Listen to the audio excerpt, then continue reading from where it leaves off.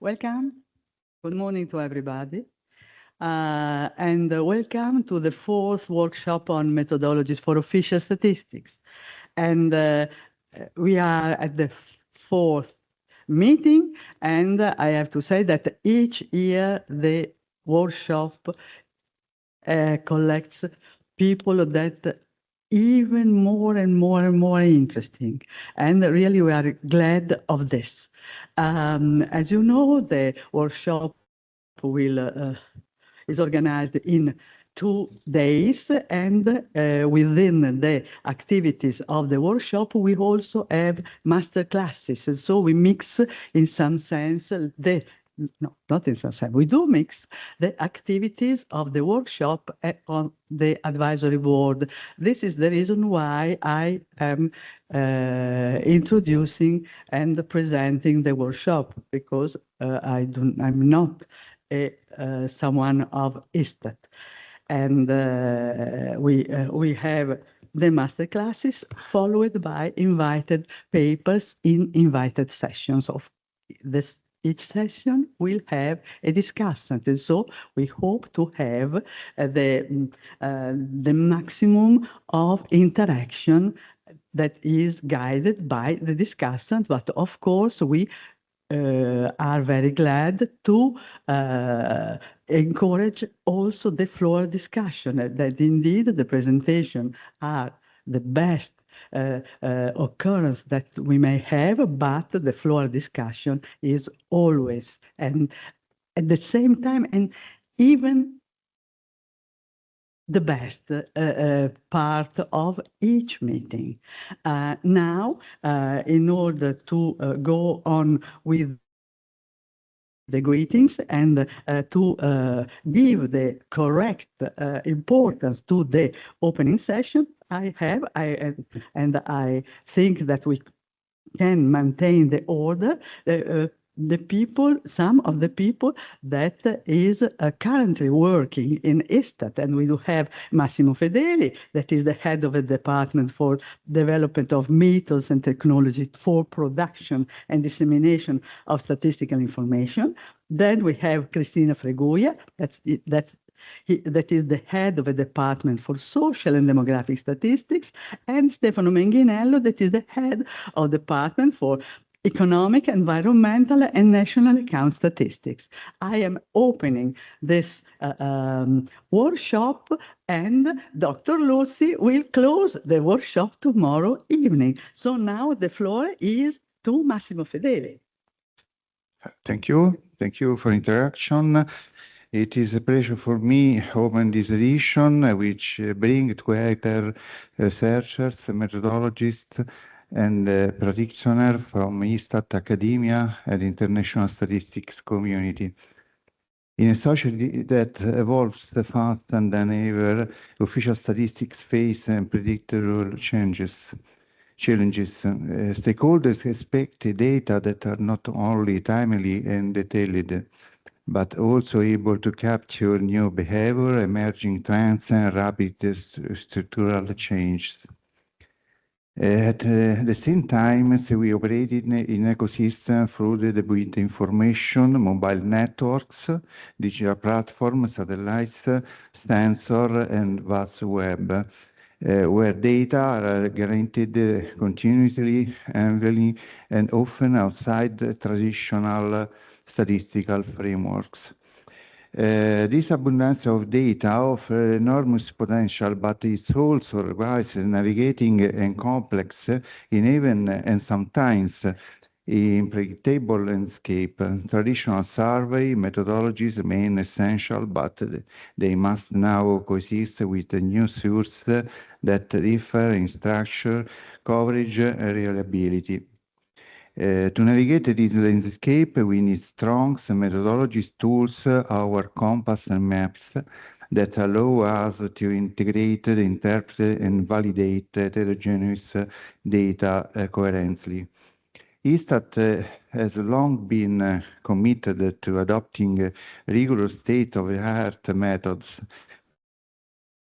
We are a integrated system, increasing the use of the administrative archive, remote sensing, and mobile data and increasingly relating and machine learning, more broadly artificial intelligence, to classify, predict, process, and validate information. These investments reflect a clear strategy direction, building a modern, resilient data ecosystem capable of supporting new statistical demands. This year, our workshop focused on rise of generative AI and large language model. This technology can analyze the text, image, and structured data simultaneously, creating a new opportunity for automated encoding, text classification, predictive modeling, quality enhancement, and user interaction.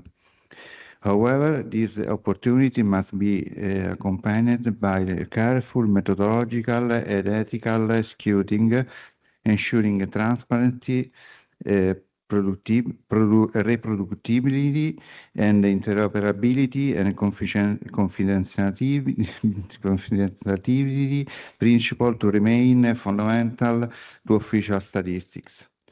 The program of this workshop reflects these priorities. We began with statistical model for official statistics, including adversarial risk analysis and timely topics in a world where data and systems are becoming increasingly complex vulnerability. We then focus on AI and machine learning, predictive inference, and practical application of generative AI and LMS, from automated decoding to tourism indicator based on mobile network data. This session emphasize a key point: how AI techniques can evolve from experimental prototyping a reliable, well-governed tools in statistical production. Tomorrow, we focus on multi-source estimation, addressing question of calibration, misclassification, evolving population definition, and the integration of probability and non-probability data. Finally, we examine open source software, which is essential for transparency and to operational deployment and new methodologies.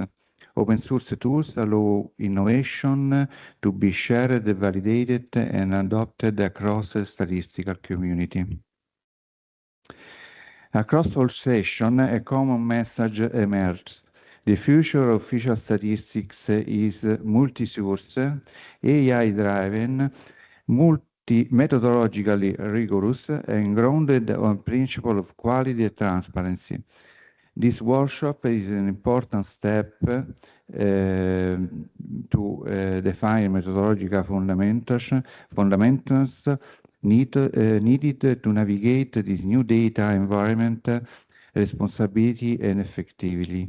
I am confident that the insight of discussion over these 2 days will make a meaningful contribution to ISTAT development and to advance official statistics at the international level. I thank all speakers, chairs, discussants, and participants of their invaluable contribution. Wishing everyone an inspiring and productivity workshop. Thank you.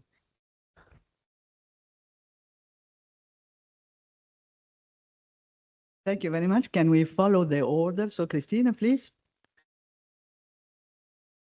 Thank you, Chair. Well, good morning, everyone. I'm pleased to open this important annual event alongside my colleagues. The fourth session of this workshop tackles some of the most complex challenges in methodological research. The methods to be discussed hold significant potential to bridge information gaps and manage uncertainty. Much of this is achieved automatically, thanks in part to artificial intelligence, and particularly one of its key branches, machine learning. Equally important is the commitment to open science and to open software.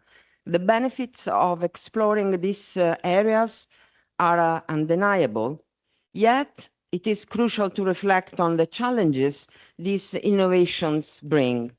Some philosophers of science suggest abandoning the term artificial intelligence in favor of automatic learning, considered more accurate and less ambiguous regarding its relationship to human intelligence.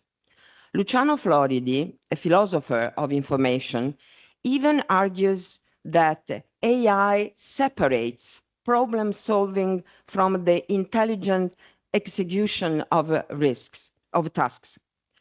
What matters is the outcome, not whether the actor or its behavior is intelligent or not. Results can be achieved without understanding, awareness, sensitivity, or any other component of human intelligence. We must understand when separating action from intelligence is used and not only possible. The techniques we are discussing draw on past data to perform present action, an excellent approach. This call for careful consideration of data sources.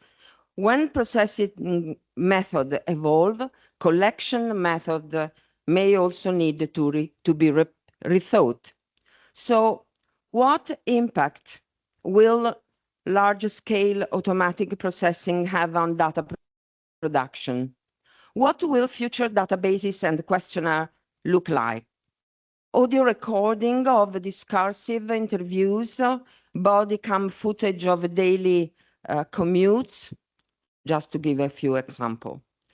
Powerful automation carries a risk, reducing variability and overlooking weak signals, those that emerge at the tail of distributions or within population segments too small to reach critical mass. They are places where subtle inequalities, early signs of change, and the richness of the diversity often reside. In such cases, automatically filling information gaps based on historical frequencies demands particular caution. Moreover, AI faces a serious challenge. It became powerful by absorbing everything available, but now it partly feeds on itself, as many current inputs can be AI generated. A phenomenon like to grow. This feedback loop risks reducing variability and amplifying initial errors. How can we detect and manage such cases? Historicizing that data and tracing its transformation is crucial. On which data clusters do statistical representation of reality rest? How much originates from traditional sources and how much from automated synthesis? It's worth noting that every piece of imputed data represents reality, and in the social sphere, it represents people. We must fully understand the implication of these automatic techniques and seek answers to questions such as, does data ability to reflect reality change when they are generated automatically? Data about people are, in fact, their digital twins, and the procedures for processing these twins are based on principles and assumptions.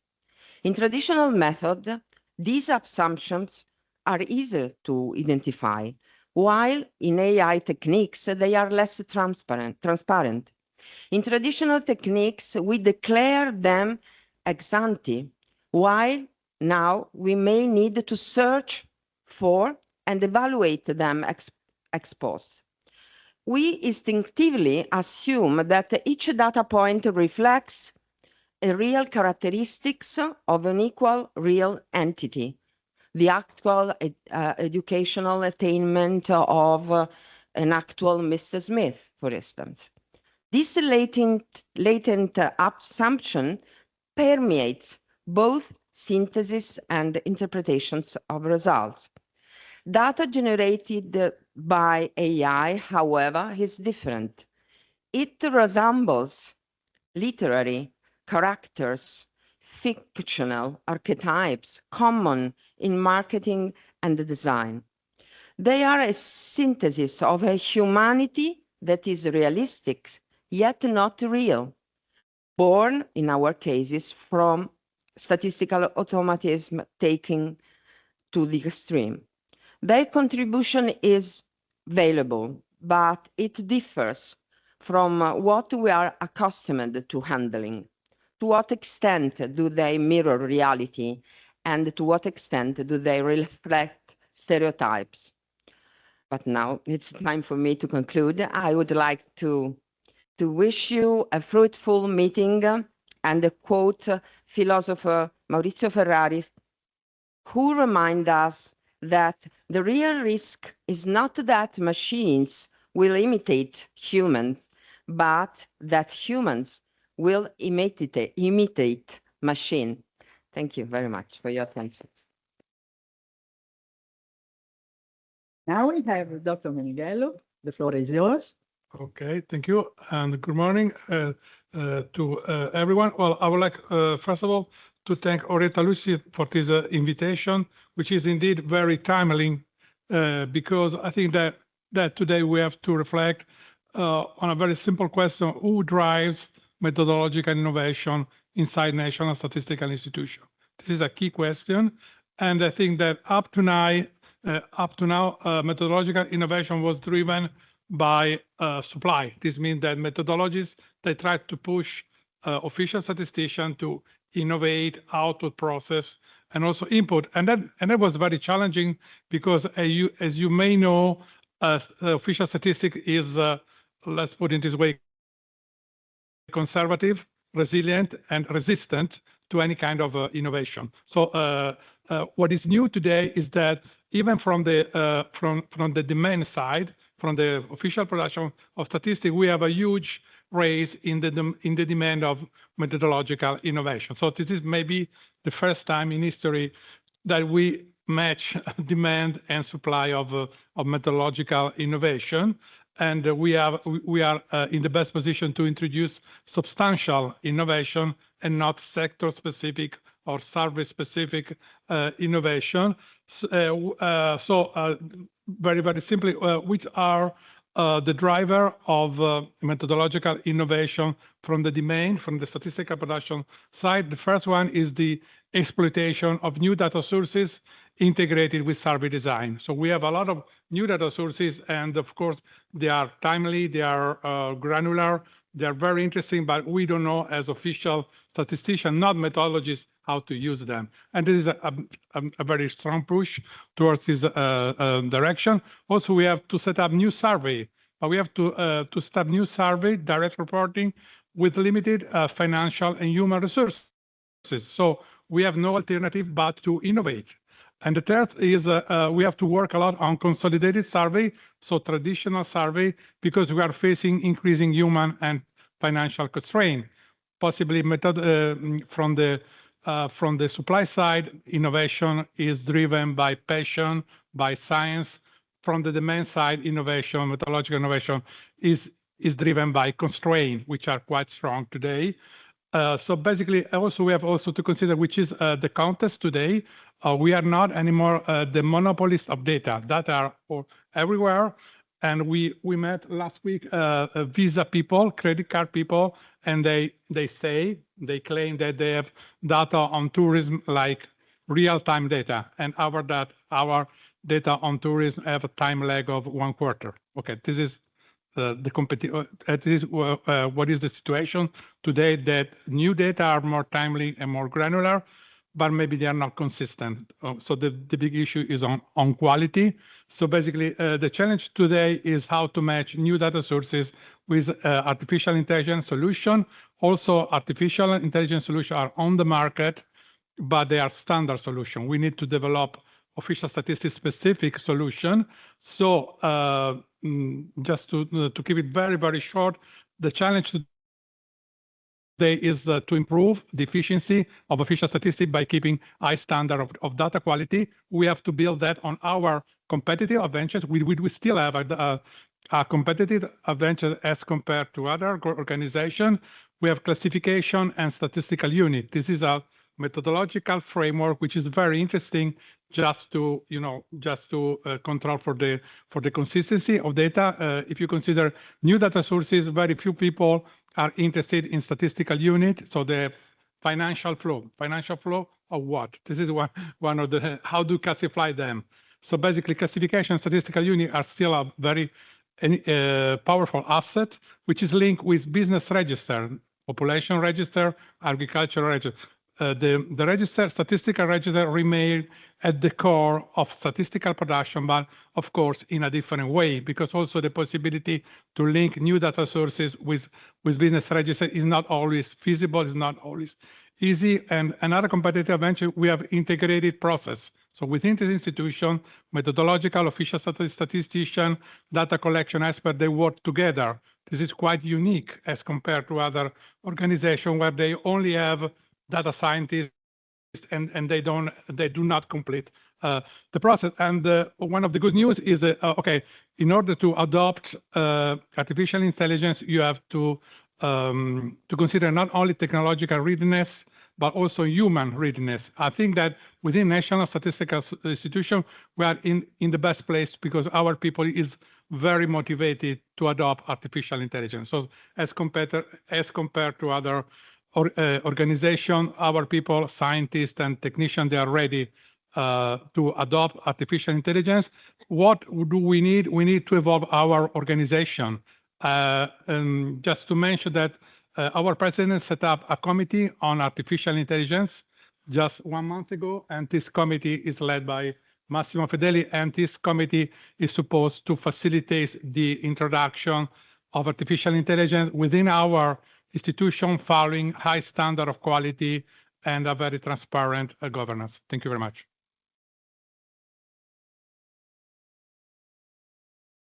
Well, thank you very much. I think that we can pass directly to the first masterclass held by the president of the International Statistical Institute and chaired by Professor Natalie Shlomo. Thank you very much. And the floor.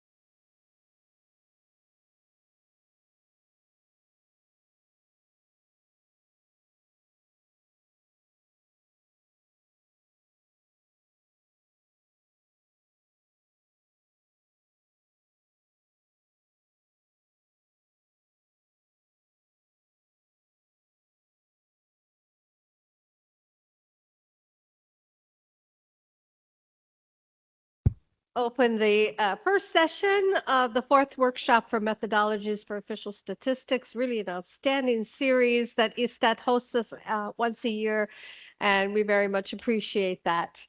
So the first session is Statistical Models for Official Statistics, and it's in collaboration with the International Association of Survey Statisticians. ISS. Now, I'm not the president anymore. I'm the past president. The current president is Partha Lahiri from the University of Maryland. But nevertheless, I'm going to give a little bit of background about the ISS and convince you all to join. So it's a network of professionals engaging in survey research, ensuring ethical standards, best practices, and mutual sharing of information. And our objectives are to promote the study and development of the theory and practice of sample surveys and censuses, to maintain and increase interest in surveys and censuses among statisticians, governments, and the public in countries of the world, to promote, of course, this modern data ecosystem, providing new data sources, including non-probability surveys that provide granular data, often very timely in comparison with surveys and censuses, and to promote the modernization of national statistical systems through the interoperability of data sources, including surveys, and the integration of surveys with non-survey data. And to achieve these objectives, we engage in sponsoring invited sessions at regional conferences, such as this one, on active areas of research. So just a little bit about other activities of the ISS, and you've got the URL there. So twice a year, we have our journal. It's a survey statistician. And in that journal, we include country reports, new and emerging methods, ask the experts. We have now a young survey statistician section in upcoming journals and articles and conferences. We run a program of short courses prior to each of the ISI WSCs, the World Statistics Congress, and a program of invited paper sessions. We have our website giving access to past material and up-to-date information through our monthly newsletters. We also feature a monthly ISS webinar series, which many of our colleagues have presented at. It showcases distinguished speakers on the theory and practice of surveys and censuses, conference support for workshops and conferences related to survey statistics. And I'm delighted that we also sponsor 2 prizes. The first is the Cochrane-Hanson Prize.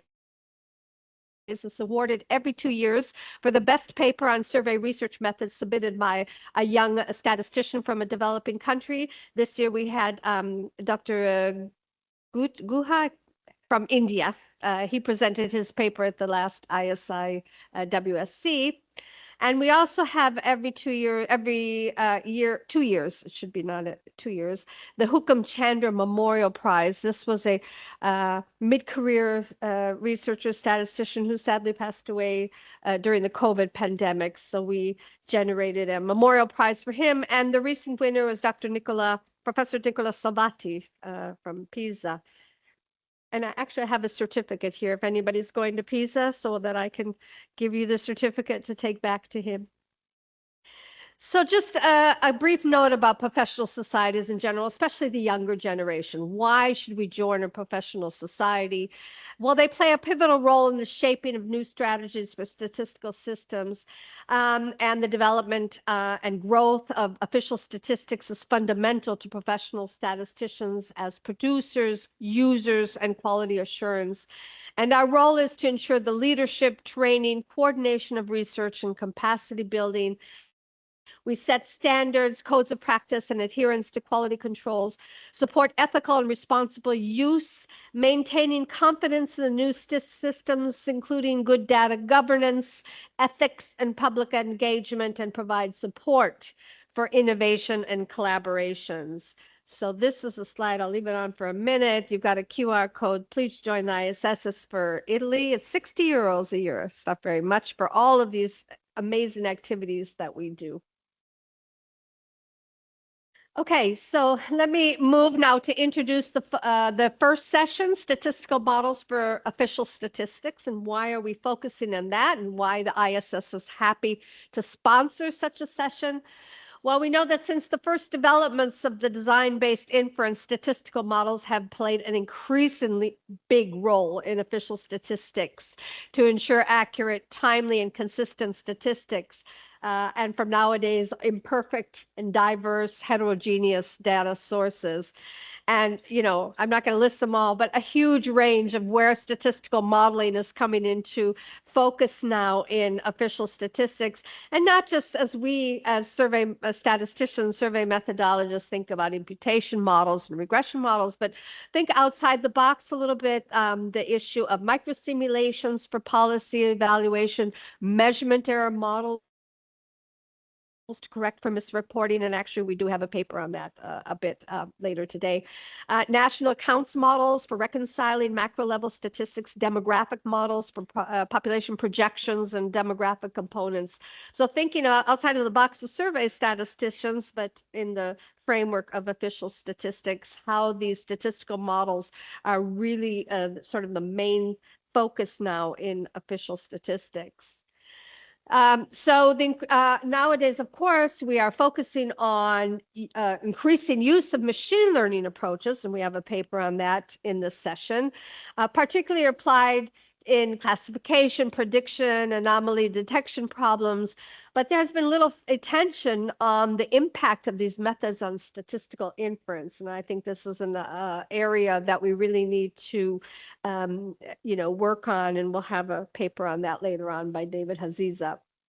But we need to address concerns about the changing landscape of methodologies for official statistics and avoid this public and private backlash on the use of these statistical models, particularly the black boxes, for official statistics. And I think that statistical professional societies have a pivotal role to play in ensuring and maintaining the public trust in official statistics. So please support your professional society and join the ISS. And I probably for Fabrizio will say join the ISI, so we'll leave that to you. As you know, Fabrizio, we're honored to have him here today. He's the president now of ISI. So ISI is the umbrella, is the top organization, and there are 6 or 7 now? 7 associations, one of them for survey statisticians, but there are other associations in the ISI. So yeah, support the ISI. Okay, so I talked enough. Let me introduce the papers in this session. All papers in this session focus on new developments in statistical modeling with the aim to improve official statistics production.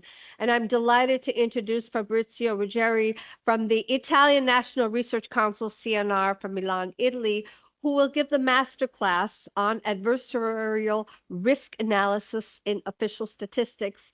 And here we'll hear some new ideas and methods developed in this framework of adversarial risk analysis that can be utilized for applications in official statistics. And after that, we'll have a coffee break. And then we have 3 invited talks, each about 25 minutes, 5 minutes for questions. The first one will be statistical inference for a finite population mean with machine learning based imputation for missing survey data by David Haziza and Mehdi Dagdog. And here we'll hear about approaches to obtain valid statistical inference when imputed estimates are derived from these machine learning procedures. The second paper, contamination model for multivariate zero inflated data. And here we'll introduce a parametric model for sort of the framework of statistical data editing for detection of zero inflated continuous multivariate data. And obviously this would be an application for business data. And finally, small area estimation via spatial temporal M-quantile modeling from University of Pisa. I understand Nicola is not here. Is Francesco here? And so here we're going to talk about advances in small area estimation M-quantile approach by incorporating the spatial and temporal effects. So, and finally, we'll have a discussion with Marco Alfo from Sapienza University. Thank you very much for your attention. I'll stop talking now, and I'm introducing Fabrizio.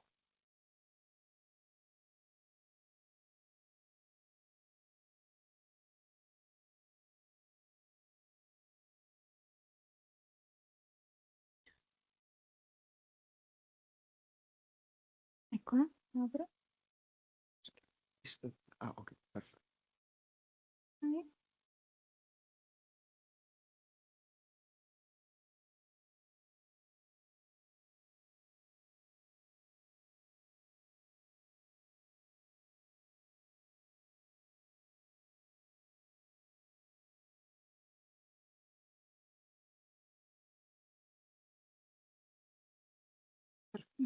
Vado avanti con questo. Bene.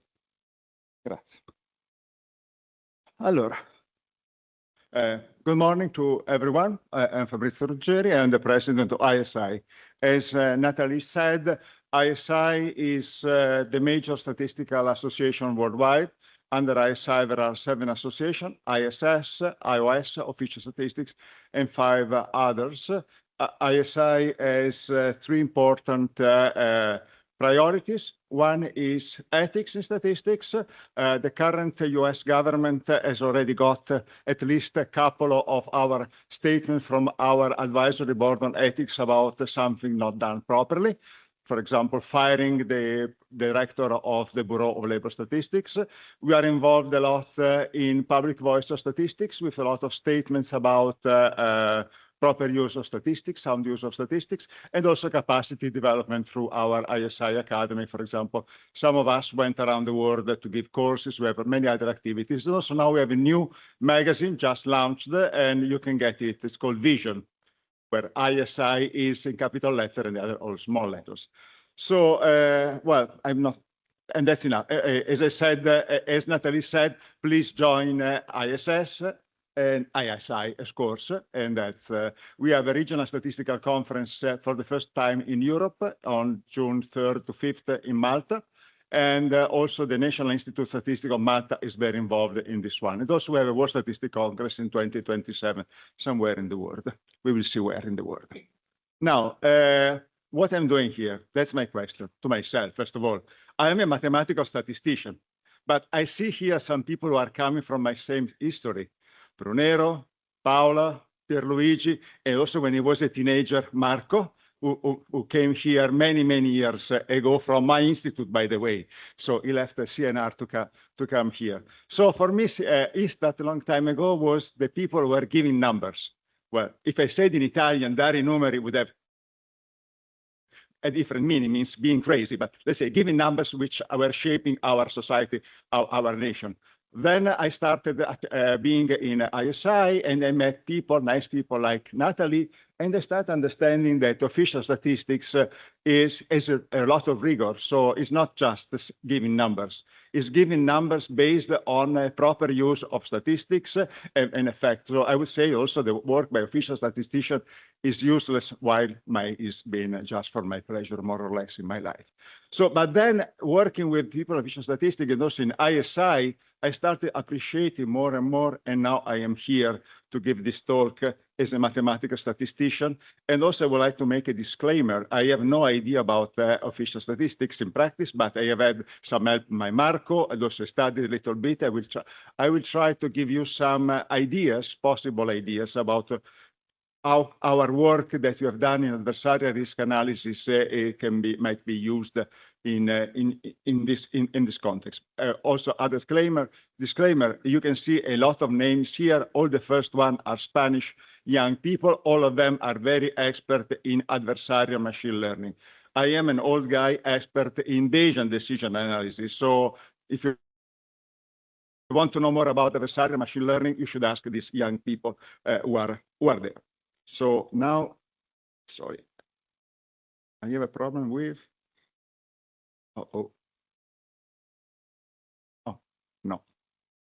Okay, in some way it must. So I want to talk about adversarial risk analysis, adversarial hypothesis testing, adversarial classification, and some ideas. So what is adversarial risk analysis? It's a relatively new area of research. It is less than 20 years old, the first paper. But it has some ancestors about adversarial not in Bayesian decision analysis. It's a new area of research that informs decision-making when facing intelligent opponents and uncertain outcomes. So it's an alternative to essentially to game theory in the sense that game theory is assuming often that there are two persons, let's say just two persons, a defender, attacker, they know each other beliefs and preferences, or we translate it in priors and utilities or losses. In this case, there is the defender who has her opinions about herself, her utilities, but not just a guess about what the opponent could do. So here the idea is to think about how to frame the problem in terms of decision analysis. At some point, we need also to think about what will be the possible action by the opponent, by the attacker. So at this point, we have to change also hat and behave like if we were the attacker and solve the problem from his point of view. And the principle that we are using is the maximization of the expected utility or the minimization of the expected loss. So this adversarial risk analysis, and I would say the major books, reference book is the book by David Banks, Duke University, Jesus Rios, IBM, United States, and David Rios Insua from ICMAT in Spain, published by Springer, I think. And 2010, 2013, I don't remember exactly the date. So this is an important book. So in this adversarial risk analysis, there is the possibility of splitting uncertainty essentially in three separate components. I will start from the bottom. Concept uncertainty. So what about the opponents? What is the way this opponent is thinking? How is choosing his actions? Is his expected utility maximizer? Is acting randomly? We have to think about this one. Also, there is the epistemic uncertainty. Let's suppose that this person is a expected utility maximizer. What will be his utility function? What will be the probability? What will be the probability of the outcomes that based on this decision? And finally, there is the aleatory uncertainty. Given his decision and the decision by the defender, what will be the results? And that is the usual uncertainty we are interested in. So the example which comes from this paper by these four authors is the following. Let's suppose there is a sealed bid auction between Daphne, D like defender, and Apollo, A like attacker. Each of them wants to own a first edition of the first book on game theory by Neumann and Morgenstern. The aleatory uncertainty by Daphne is the value that she receives when she makes the bids on the book. Of course, she doesn't know what the status of the book. So if it is in a very bad shape or there are some handwriting, there is some writing by John Nash. Of course, that makes a different value to this one.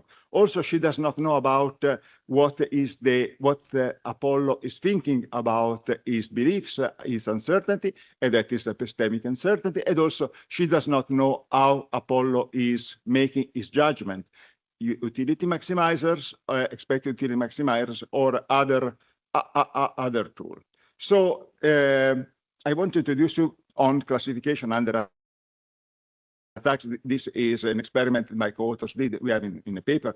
It is about sentiment analysis problem. We assess if a movie had positive or negative reviews, 2,400 IMDb reviews, 1,200 positive and 1,200 negative.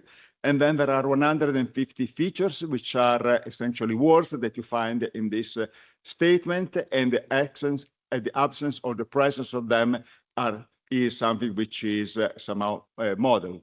0 if there is 1 if there is not, but also there is a label indicating positive or negative review, 0, positive and negative 1. So let's think about a couple of possible attacks. There is an attacker A, which is manipulating positive reviews, classifying them as negative, and attacker B is doing the opposite. Suppose the attack is made based only on change of 2 words at most, and here we did this work of comparing 4 classifiers over clean data. Here you can see the clean data, how good they are in making the accuracy, and with the 4 methods. This is after an attack by A, attacker by B. You can see that the attack is very, very relevant. And so, well, we use the usual technique, splitting the data set in 2 parts for training and testing. So essentially, we lose a lot out of this. Why adversarial classification, which is most of our papers are about adversarial classification? Well, there are a lot of possible attacks, malware, also which are attacking. Also, there are fraud detection, automated driving system, which could be somehow affected by a possible attacks. So someone might try to change some covariates in such a way they might achieve some goal. This is the area of so-called adversarial machine learning. And this is, if you want to know more, you should ask this young people I've been working with, but you will see something here. But what we make different in respect to the previous work is that we do not take a game theoretic approach, but this alternative Bayesian decision approach. So I guess all of you know about what is the usual decision analysis framework in a Bayesian environment. Essentially, we have an utility as a result of a consequence of two actions, A by agent, a theta, which is in this case the nature, a posterior distribution. We try to maximize the expected utility. But what we are interested in is a different situation. It's a situation in which the opponent is not nature, but is another agent. So we have an attacker which has some action from a set A, for example, bombing a train station or an airport, and the defender, D, which could be the police, we choose an action from a set D, for example, more police at the station or to the airport. So there are two sets of actions, and for each pair of action, there is a consequence, S, for example, number of casualties that one could have. And now we see the problem from the point of view of the defender.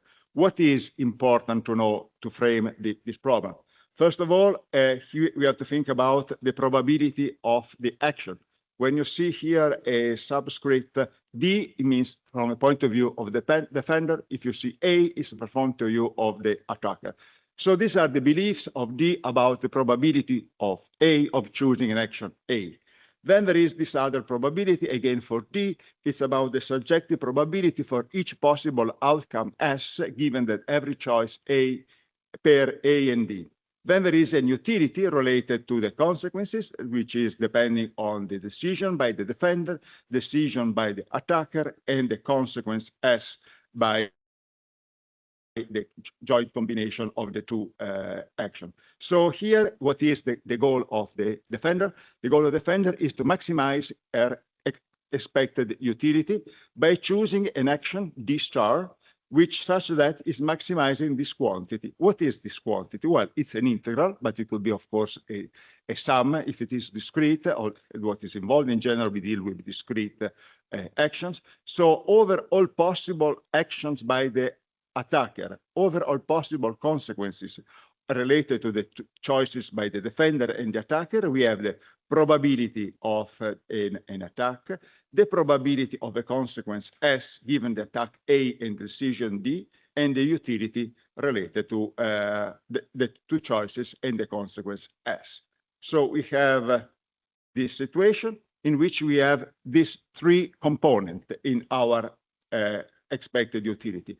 Well, the utility U is somehow traditional in a Bayesian framework.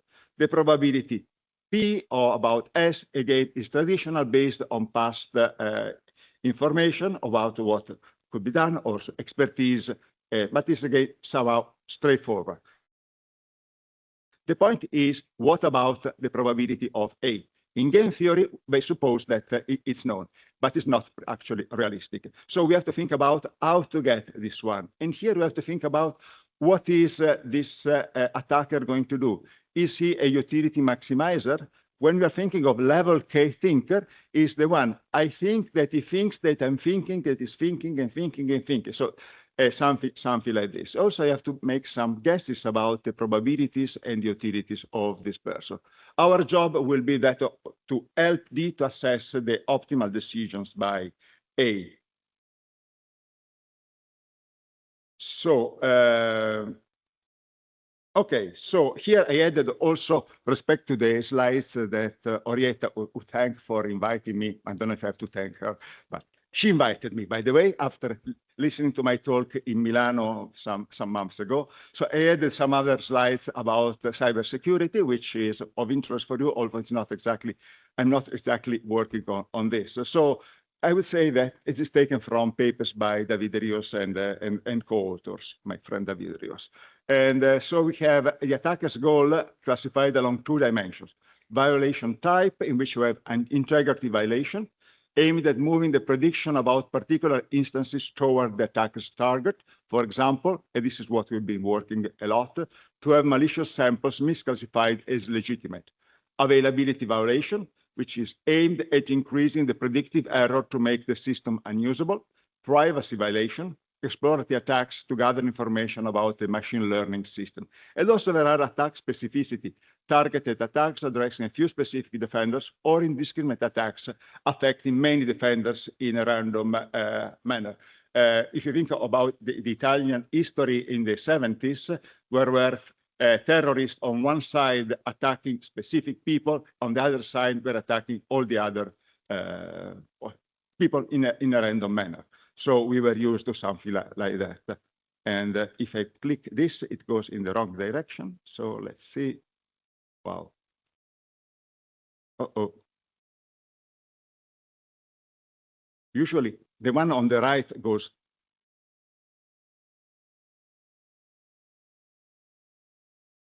Okay. So this is the opposite, okay? So when it turn left, click left, it goes to forward. Adversary knowledge about machine learning systems. So it would be a white box, black box, or gray box. Or if you prefer perfect knowledge attacks, zero knowledge, or limited knowledge. In the first one, the adversary knows every aspect of the system, but is almost never the case of these insecurity scenarios, except maybe for insider attacks or in sequential settings, when first the defender is making an action, so a machine learning system moves first, there is training, and then at that point, the attacker learns about what the machine learning system is doing. Or there is black box, where the adversary could have the possibility of knowing the system, but he has not information about data, feature space, and algorithm. And the most common situation is the one of limited knowledge of gray, where there is attacking defending decision made sequentially, but some information is not shared with the attacker. Also, in which way the adversary is able to influence the data and other features. For example, there are poison attacks which are involving training data. Usually we have not been working much about training data in such a way, but we did something. You see later, to later induce errors during operation. Evasion attacks, so something which is tried not to be detected, for example, by an antivirus. Structural attacks, changing the problems in some way, and parallel attacks, so attacking a single objective from different places or attacking more systems. So this is what we are trying to do in our work, somehow protecting learning systems against the attacks. Especially we've been interested in, well, in some sense, mitigate the effects of an eventual attack. So sometimes you can detect attacks, retraining of learning algorithms, or verifying algorithmic decision by experts. But what we try to do is try to prevent a possible attack. And as I said before, the other aspect is trying to see when there is something which there is an attack and sort of eliminate this one. Also, there are different times in which the attack will be done during the training time or during the operation time. So there are all these aspects to be considered. Now, let's see our paper, which then I try to find related to a paper in your area. So test of simple hypothesis, theta is theta naught, theta 1. And then we have an observation X generated according to a model depending on theta. I worked a lot in reliability, and the example in the bottom could be in some sense related. Let's suppose that we have a random variable X, which is exponential with parameter theta, related failure time of an item. I try to sell this item to someone. I would like to show to this person that the item I'm trying to sell is very reliable. That means that theta should be very, very small. So theta naught in this case. So I'm trying to modify the data of my experiment about this item in such a way that the possible buyer is convinced that it's theta naught and not theta 1. So this is something that we are trying to do in this sense. So there is a observation X, which is generated according to a model. So this is the lifetime of the item. And then this is altered by the attackers, which wants to sell this product convincing the buyer that it is better than what actually it is. So the buyer is observing, the defender is observing Y, and Y has to make a decision on theta based on, and he has to make a decision on theta based on Y without observing X. Also, she has to specify some losses or utilities for both agents. We have to do this one. And then in some sense, we have to support D. How we do that? Well, we use a lot influence diagram. In this case, it's by agent, because you can see something is white, something is gray. What is white is related to the defender. What is gray is related to the attacker. What is shaped is related to both of them. So on one side here, we have the square. Let's suppose this is a square. It is a decision by the defender. Here we have a decision by the attacker. So what is happening here is this random, which is this theta, which is generating a value X, but the combination of X and the attack A is a value Y, which is reported to D. And then at this point, there is a loss function. We interchange often losses and utilities. There is a loss function for the defender, which depends on her decision, what is theta, theta naught or theta 1, and the true value of theta. And there is a loss function for the attacker, which depends on the attack that he has done, depends on the true value of theta, and depends also on decision of the defender, because an attack has some cost. So this is the way of representing influence diagram. And from a point of view of the defender, now you can see some differences. A has become uncertain because the defender does not know what the attacker is going to do. And here is the problem for the defender. So what are the quantities which are of interest for the defender to solve the problem, which means minimizing the expected loss in making her decisions about the possible value of theta?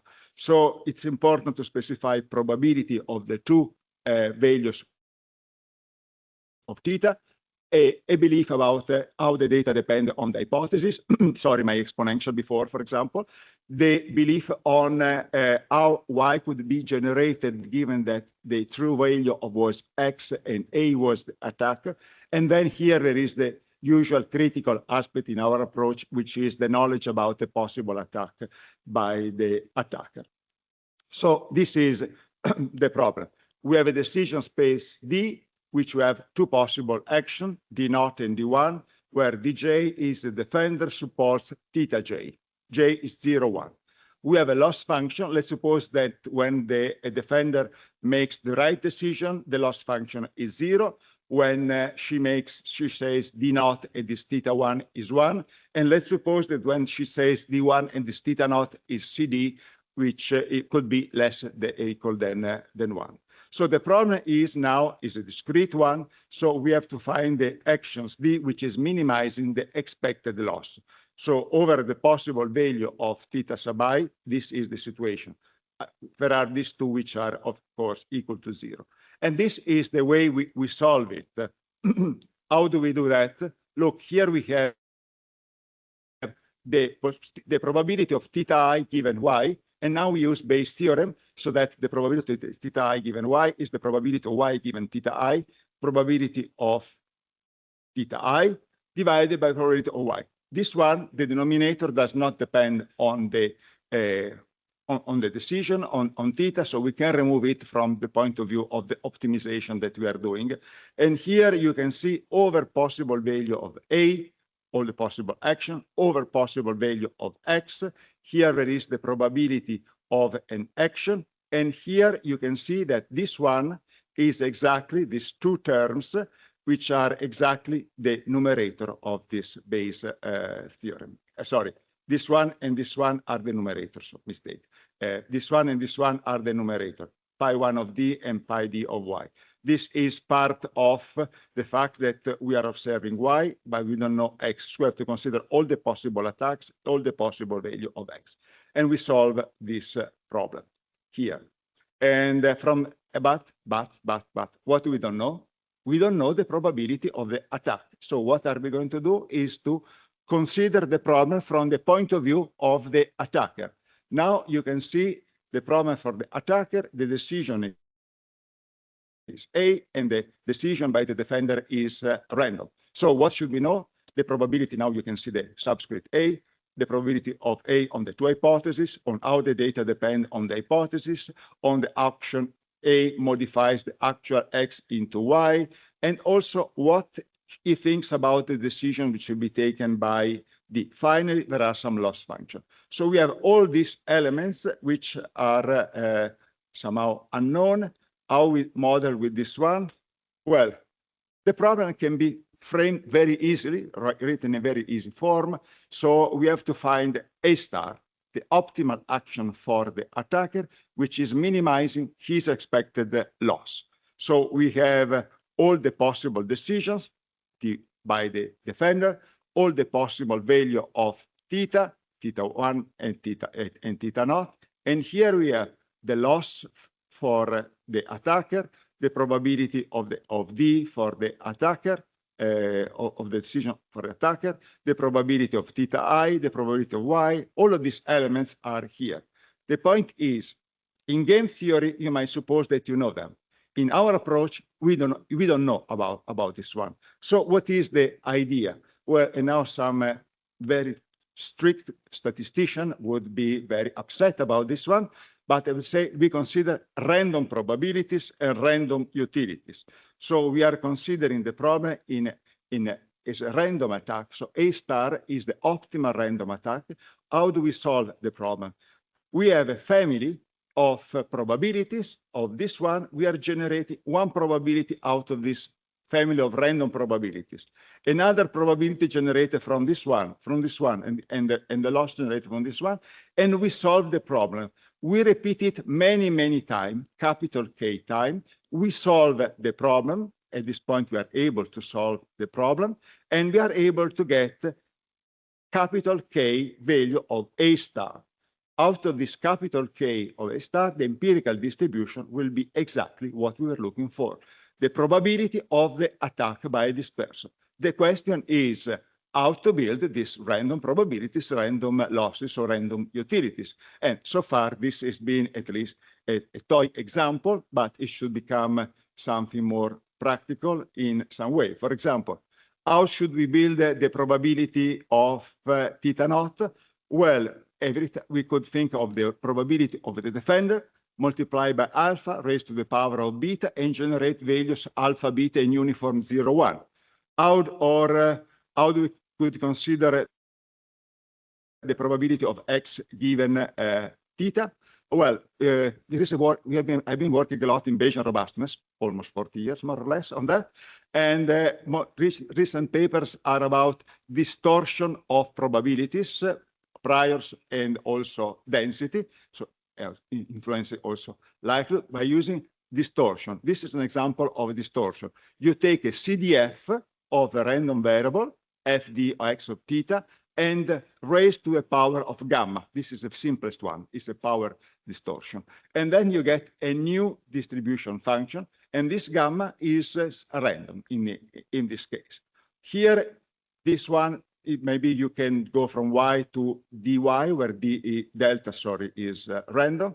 Also a parametric form, the loss function, maybe with some parameters, you put some distribution on them. And the point of this one is the probability of d given y, where here we could think about some level, k-level strategic thinking. So the one I said before, I think that she thinks that we think and so think, but otherwise you could think in other ways in which we could do. And this was our paper in American Statistician. And now I would like to thank Marco Di Zio for providing me a couple of papers. This is a paper by Mario Trottini in 2001, in which we have the agency which must decide which set of alternative forms of data is best to release, taking into account extent of disclosure and data utility associated with each form of data release. So in this case, there are two possible users, one seriously interested in doing research, society, and the one which are willing to do some bad, disclose confidential information, let's call intruder. So the society is interested in an unknown quantity theta s, and intruder in an unknown quantity theta sub I. And they try to infer their target values based on the information contained in the release data. And so we are interested in the extent of disclosure, which measures how the intruder's inference about theta sub I can harm data providers and or the statistical agency. This, on the other side, is balanced by the data utility that measures the extent at which the released data is useful to society. So we have to, so how much to be released and how to be released depends on these two competing aspects. Not giving too much information to intruder, give enough information to society. So we have to decide what to do in this case. And suppose the two data sets, D1 and D2, are considered for release. Well, the intruder posterior distribution for theta sub I given D1 and D2 are two Gaussian with same variance but different mean, -5 and 5. And for the society is again Gaussian, we mean -7 or 7 and the variance equal to 2. Let's suppose that the agency posterior distribution for theta sub I and theta sub S given the original data is this one, 4.9 and this Gaussian, and that intruder, society, and agency are using quadratic loss function. And we know that posterior mean is the Bayesian estimator under squared loss function. And also we know that posterior variance is the value of this expected loss. Then the intruder's optimal estimates of theta 1 will be when theta 1 and theta 2 are released are -5 and 5, so the posterior mean. And uncertainty remains 1. For the society, the optimal values are -7 and 7, and uncertainty in both cases is 2. So here, based on some measure, what can do the agency? For example, she could flip a coin to decide which data set is best, since in either case, the intruder's uncertainty is 1 and the society uncertainty is 2. And D1 and D2 from this point of view are perfectly equivalent. But there is another source of information, and I went in the wrong direction. Okay, but now the agency has this posterior distribution on theta sub I and theta sub S, which are Gaussian 4.9 and -6.9 with this credible interval. So if D2 is released, the intruder's optimal estimate of theta sub I is 5, which is very close to what the agency believes to be the value of theta sub I, while the society optimal estimate is 7, is very poor from this point of view. If I release D1, so -5 is very inaccurate because they think it's -6.9. And the one by the society, -7, is very close to what the agency believes to be the true values of theta S. So in this case, combining the three probabilities, the agency will release D1 because it's closer to what the agency thinks about the quantity of interest for the society and not for the intruder. And here my questions is, well, I just was doing this thinking last night, and it was assumed that the agency had the perfect knowledge about the opinions of the society and the intruder on the parameters. The point is that this is not very realistic in my opinion. Also, we can think, if we can think of this problem similar to what I presented on hypothesis, so we can think there are two alternatives, D1 and D2. We are receiving some information, correct or misleading, from the intruder and the society, and we have to decide which one is the true hypothesis. Also here, respect to the previous problem, is that there are three agents. So the agency, the intruder, and the society. So that's something we should be worth thinking about. Now, I think I have how much time more? 15 minutes or something like that? Yeah. Okay, great. So up to 10:30. Okay, great. So now, binary classification. So let's suppose that there is a classifier. So now the bad person is, the good person is called C, is called classifier. She receives two types of objects, malicious, Y, we call it Y equal to plus, or innocent, Y equal to minus. There are some features X whose distribution depends on the type Y. So here we could be interested in inference about the probability of Y given X, but we don't do that. We are interested in is about the class assignment that classifier is going to do based on this is which is known, the probability of Y given X, and some utility, the utility of classifying YC, what is actually Y. So this is the problem from the point of view of the classifier. There is a feature, there is a true value Y, which implies some feature X, and then this person has to make a decision related to the unknown quantity y based on the knowledge of x, and this is R utility. But there is an attacker, again, that is the problem. So there is an attacker which is changing the features from x to x prime with an attack A. We suppose that the attacker is only changing malicious instances, spam messages, for example, try to convince the person that they are legitimate messages. And here you can see the diagram in which you can see that there is the value of y generating x, and the joint action of x and the attack gives to x prime, and x prime is reported to the classifier who has to make a decision, and her utility depends on the true value of y and what she decides. And utility of the defender, the attacker, depends on the decision by the defender, the true value of y and his attack. So these are the quantity of interest, so the framing. Sorry. Now we have to find the class Cx prime, the one which is maximizing the expected utility. You can see nothing different with respect to what I did before. Now I have to split now there are a lot of mathematical aspects. I will try to give the idea of them without entering too much in them, but I think the slide may be available. Also, the papers are definitely available. So here we have to split two cases, when the initial item is malicious and when it's not. As I said, when it's not malicious, innocent, there is no attack. So this is essentially the utility in this case. How do we go from this one to this one? This is the probability of x prime given y, trial probability of y. Again, Bayes' theorem in which we do not consider the denominator because we are maximizing. And here is the case of malicious value. Remember, the classifier is getting x prime, but the true value is x. So here we have to consider over all possible value of x, which attacked could become x prime. So we have the probability of an attack, which brings from x to x prime, given that the true value is x and the feature and y is plus. And this is the probability of the real x given plus, and summing over all of them. Again, we have to think about the behavior of the attacker. And well, here is essentially the formula. The attacker is getting some utility if the classifier is deciding that it is malicious, and it is malicious, but also there's some utility when the classifier is deciding that it is innocent, it is malicious. And this P is the probability of classifying as malicious after observing, but there is also a density related, but we can think also the expected value of this one. So there is this formula. Essentially, this is the problem. Now let's see next. So here again, we have to solve this problem. How do we do that?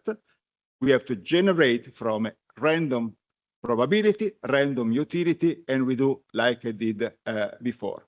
Now I will show you, for example, how can we get a random utility in this case? Well, the utility from a point of view of the attacker is made of two components. What is gaining from the decision by the classifier, but also there is a cost of an attack.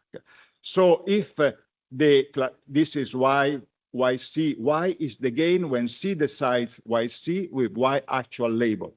So there is a loss for the attacker when the classifier is classifying as malicious what is malicious. How do we model this one? By using a gamma distribution. But there is a gain when the classifier is classifying as innocent what is malicious, again, another gamma. When the original data is innocent, there is no gain. So we put a Dirac at 0. So this is the gain from a point of view of the attacker. What is gained out of the two gammas minus the cost of the attack. And we think that A is risk prone. The utility is the X of this row, this quantity, and we generate again further randomness by considering rho in this way. Now, how to get the random probabilities on this, which was the expected probability that C classifies as malicious? Well, the idea is this one. This is a probability, so 0, 1, it's a beta distribution. And how do we find the mean of this one?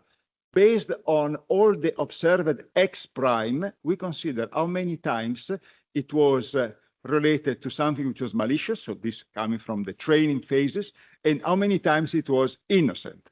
And we consider the mean of this beta is just the proportion between the instances which are originally malicious and all the instances which had X prime in it. So that is the mean. You will see next what is the variance. Now, what is the example that we did to show that our method was doing better than, for example, naive Bayes classifiers? So we have m emails of bag of words. So we have features, binary features about presence, one or not of n words. And there is a label indicating if the message is spam or not, plus or minus. So we're talking about emails which have an n-dimensional vector made of zeros or one, depending if there is the word or not inside. And the attack is made simply by inserting a word. That means 1, 0 might become a 1. And let's forget about this one. So let's forget also this one. This is somehow related, similar to what we did before. So now this is our experiment. We took data from the University of California Irvine Machine Learning Repository. There are more than 4,600 emails. Out of them, more than 1,800 are spam. There are 54 relevant words. So for each message, there is a vector of 54 numbers, 0 or 1s. So we repeated 100 of times the following. We split the data, 75% in training, 25% in test, and we suppose that the training was not affected by attacks. So all these probability were given by naive Bayes classifier. We simulated for 4 different kinds of utilities, for different variance. You will see, before I was telling a beta with a certain mean, now you will see about the variance. And we compare our method, which is adversarial classification risk analysis, ACRA, with naive Bayes in terms of accuracy of false positive, of false negative rate. Sorry, it went in the wrong direction.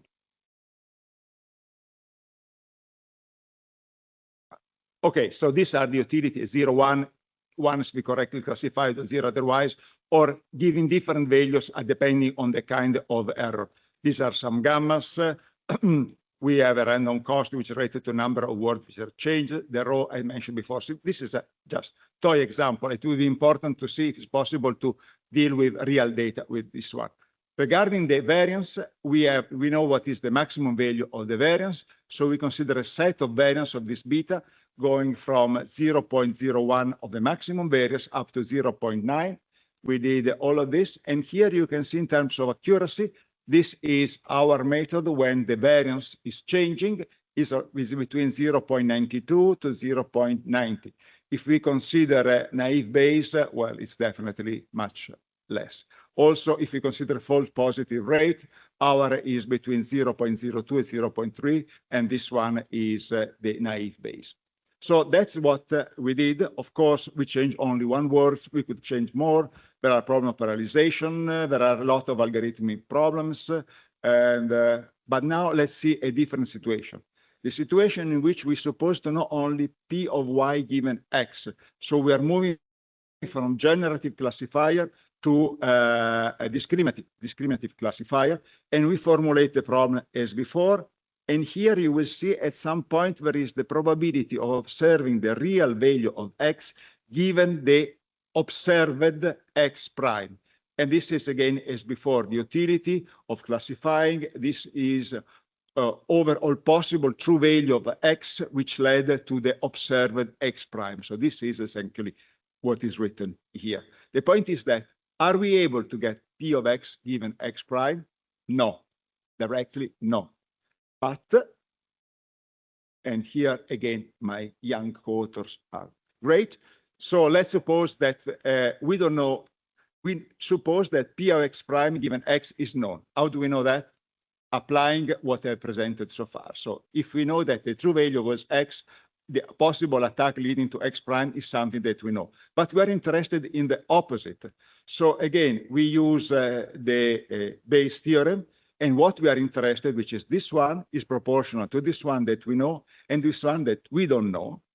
Actually, we know about this one, but we generate X tilde from some transition distribution.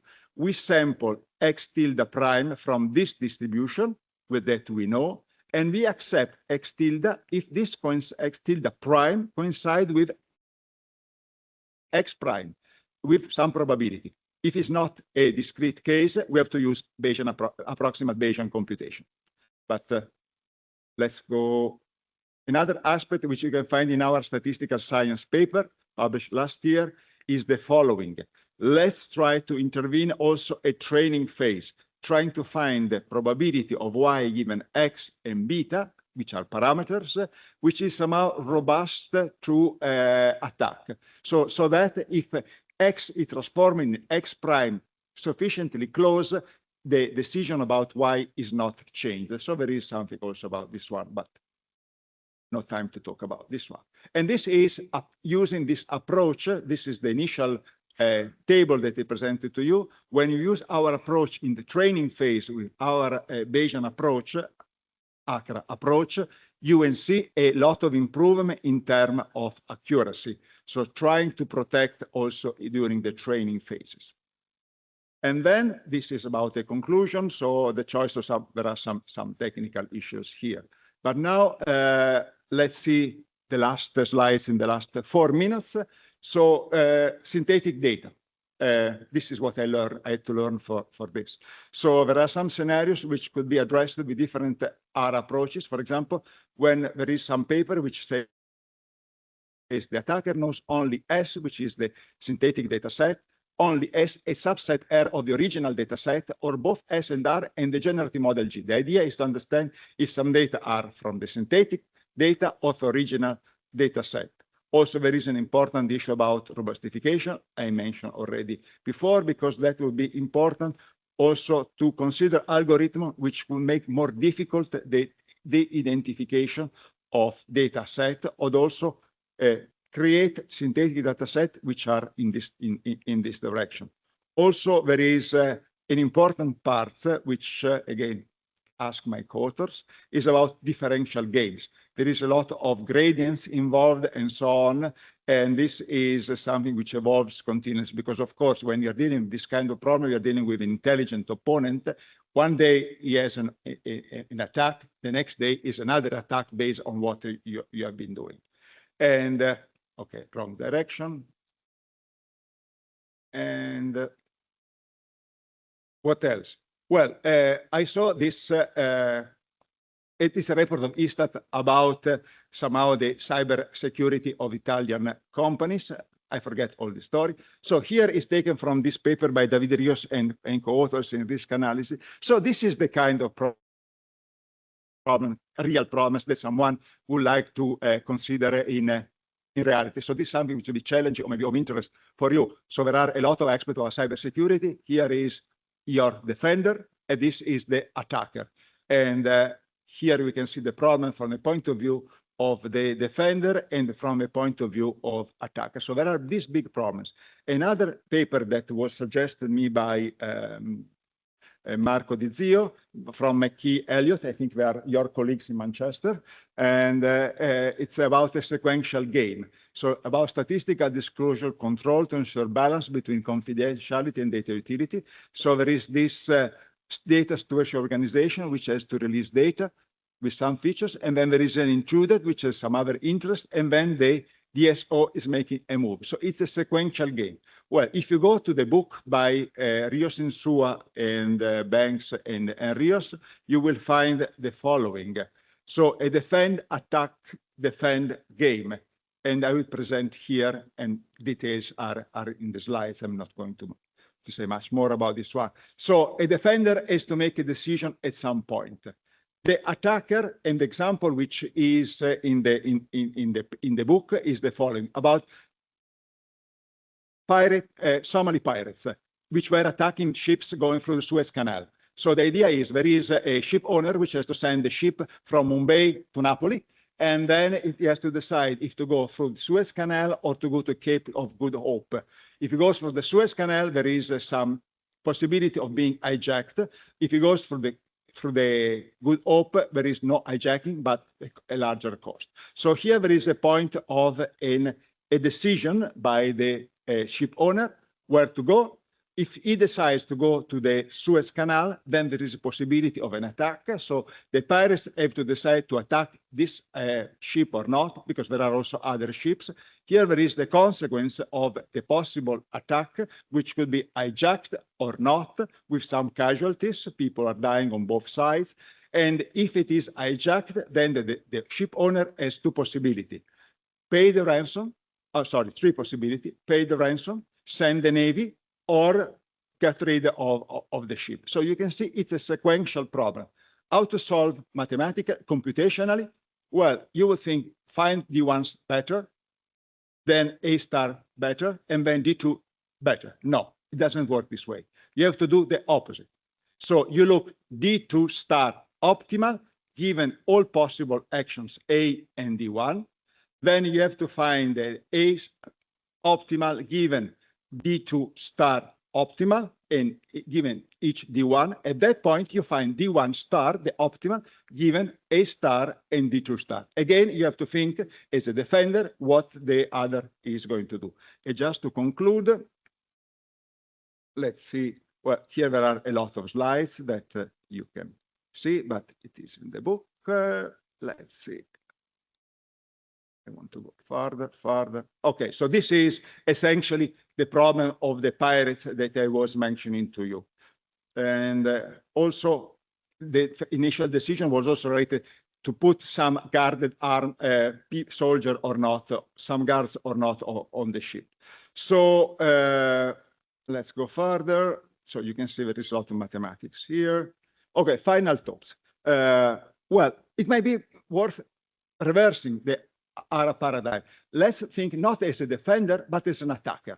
I would like to find the best attack in such a way I will fool the defender. At this point, if I find the best attack to fool the defender, I, as a defender, I know what will be the best attack for the other. So just reversing this one. Also, we have, and here I'm very naive in what I'm saying. I know that you have the promise of people who are giving incorrect answers to questionnaires, either strategically because they don't want to disclose something about properties or illegal income, or randomly. So I'm wondering if framing this approach by Arab will be helpful. I doubt it, but it's not, it's just an idea. Also, we are trying to work in cryptography. So we have a text. We can use wavelets to transform the text into numbers. There are particular wavelets allowed in this one. Also, now we have these numbers, a key, use a key. We transmit this data in this way. Again, by using inverse wavelet, we can get back to the text. And in the meanwhile, someone can attack these numbers that we are transmitting, and that will solve of cryptography. Also, there is an area which is relevant, this is federated learning. And I would say that that's enough, because here are the references, if I arrive to them. Okay, so this is the book I was mentioning, CRC Press, and here there are some of the paper that we published. The one I mentioned mostly here is next page. So this one is hypothesis testing. These two are about classification, but also we did some other work, and that's all. Thank you.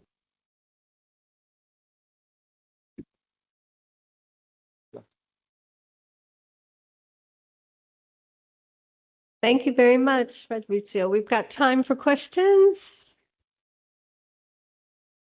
Be interested to think of what other sort of applications in official statistics this framework might be relevant.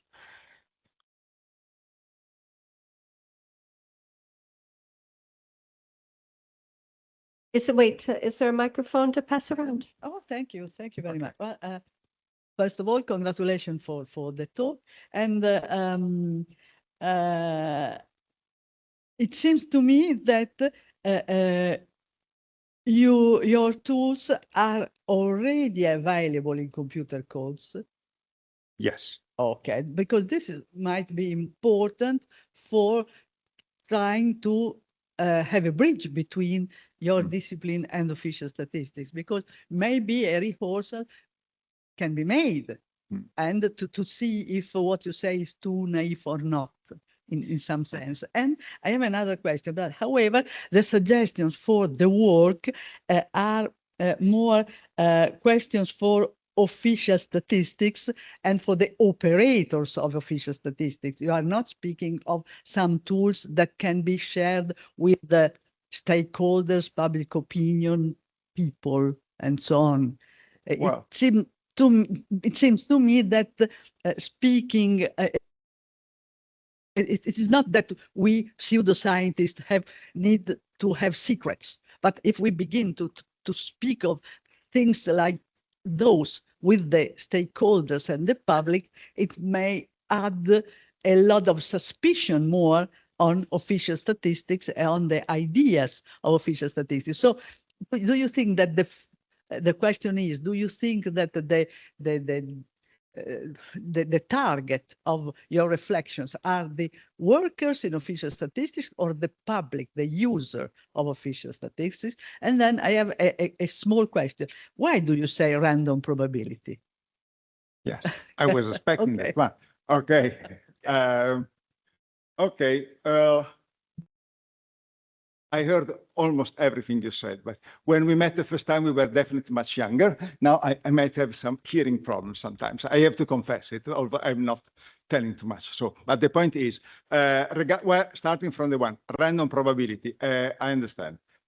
What is it? For example, Bayesian non-parametrics is not a way of generating probabilities from a space of probability. So you're putting a probability measure on a spatial probability.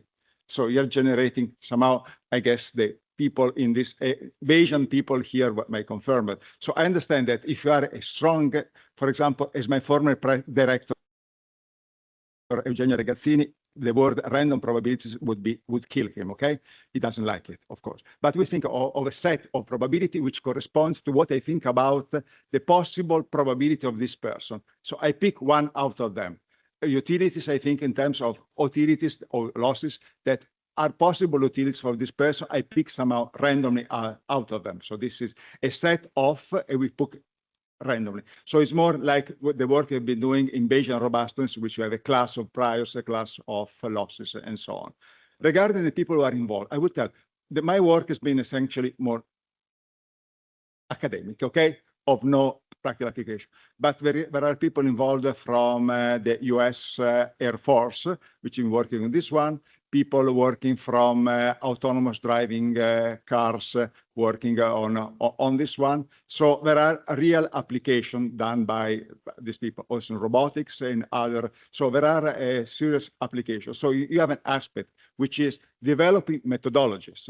So, for example, the case of the paper of Trottini that was mentioned today, which is in my way somehow related to adversarial hypothesis testing, that might lead to some applications, new development in methodologies. But I would say that the techniques of adversarial machine learning, which could be interesting to protect machine learning algorithms that are used in the daily activity by also official statisticians and so on, because you are subject also to possible attacks. You can get data which are, I would say in the United States, and there is nobody from the United States still, that there is sort of attack to the real data currently going on, let's put it this way.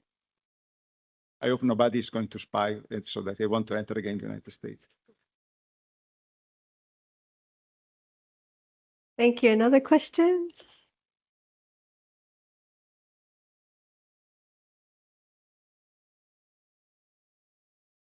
Let's see friendly fire again.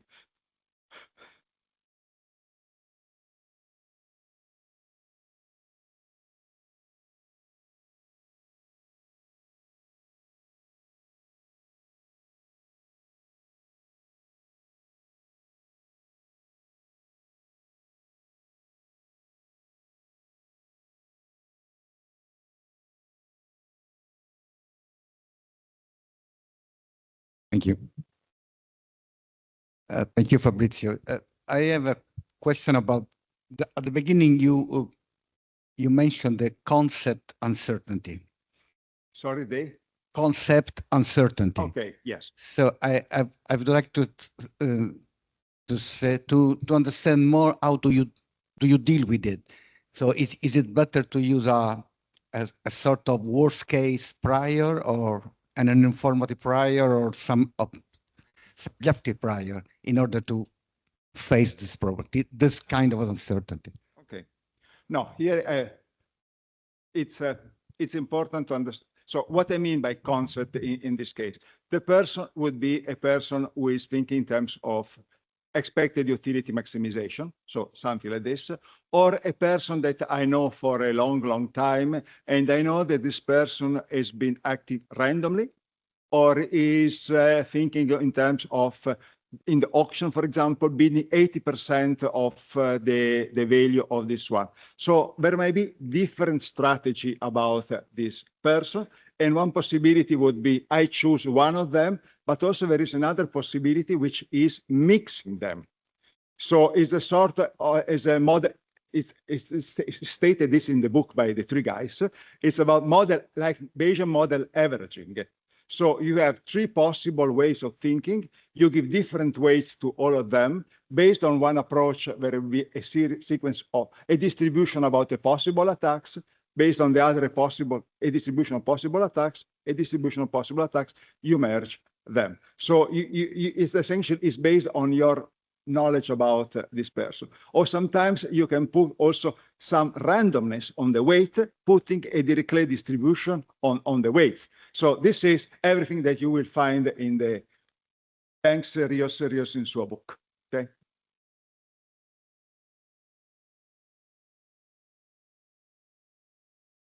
Thank you very much for your lesson. In official statistics, we face the problem of privacy, and in most of the situation, we solve this problem by minimizing the individual data released to the outside, to the users, in order to minimize the risk of detection of individual data. But I think that a crucial point is the definition of the utility function as minimizing the output released to the individual output released to the society. I wonder if there are papers on this that deal with this problem, because we our data are closed and it's very difficult to disseminate them outside for researchers, and the utility of these data are very high. I have problem understanding the issue here.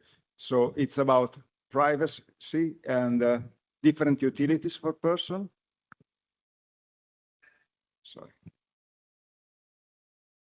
How to define the utility function to maximize the data released to the outside for researcher, because we keep our data close in our institute, and it's very difficult to release them, and this is a treasure for the society and for research. That is definitely something I'm not able to answer. So, but we have techniques, as I mentioned, in which we try to get data which are enough close so that you make the same classification, but they are different, even they're somehow different. That is, but that is, as I said, this is, I'm bringing these ideas to you, then you have to see if it is possible. I'm very sorry about this. I have no, I can tell you how we can think about how to build a utility function, because there is a lot of literature in the Bayesian decision analysis world. I know how to do that. Classes of utility function, I can think about this one. Also, and here I did not mention a work we have been suggested many times of interest. What about comparing this kind of approach with respect to a gamma minimax approach? Among all the possible utilities, choose the one which is minimizing the, thinking of losses, sorry, maximin. So find the action which is maximizing the minimum expected utility or something like that, and compare with what we have done. That's another strategy that has not been explored so far.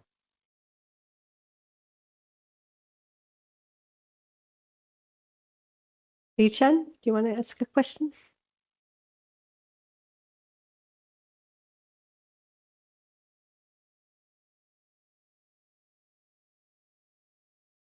Thank you. Thank you for the very interesting talk. I'm sure it's unfamiliar for many of the people, including myself. So I would just try to sort of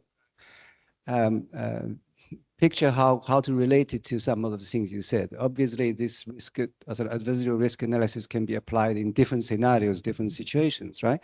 So in terms of, for example, protecting machine learning, so I have the data, I try to build a model, do something, and then this data somehow is contaminated because the attack is contaminated data, for example, 0, 1s, and it's scrambled and everything, right? In official statistics, I think this is more maybe potentially related to a situation what we call non-sampling errors in the data. Measurement error, missing data, whatever. Even though it is not necessarily attacker maliciously try to manipulate things, but still the data is not as true as it should be.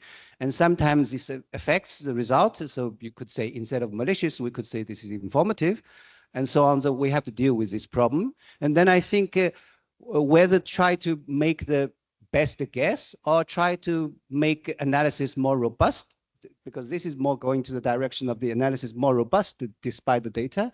I think maybe that's potentially something we could look, I think, also in terms of this concept, rather than just try to do the best, to make the best treatment out of this, focusing on one sort of way, one model particular. We could also do this kind of, from this point of view, to say whether we can make the inference more robust in some sense. And in this context, actually, the mixture of strategy is actually completely relevant, because it's not one attacker trying to do something, it's a bunch of information from different subjects. There must be a mixture of the reasons what things are happening and everything, right?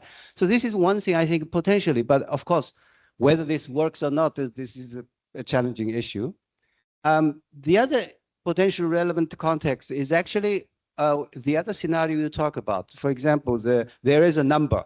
If I give this number, there's the number is not true, but the number you have losses from societal losses and losses from the the attackers' losses.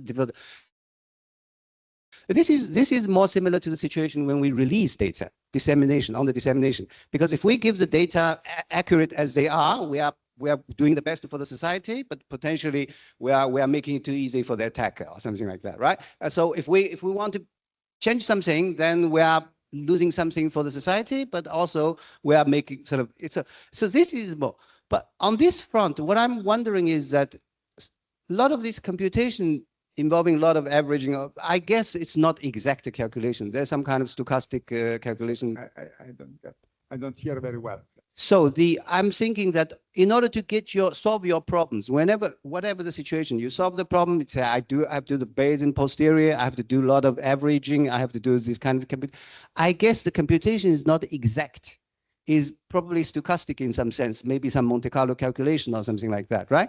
So what I wonder is that the scalability, the computational aspect. If we're just looking at one number, yes, we say, okay, this is probably the best thing. But if I have to protect a database query, so all kind of queries, there's a lot of numbers could be produced and so on and so forth. Would this kind of sort of approach still computationally is still feasible at all? I'm just wondering. Well, no, the scalability problem is a big one, but there are some approaches using some gradient methods which are addressing this issue, but this is more adversarial machine learning. That is not exactly the area in which I am. No, thank you for your suggestion, but that is an important issue, scalability. That's it.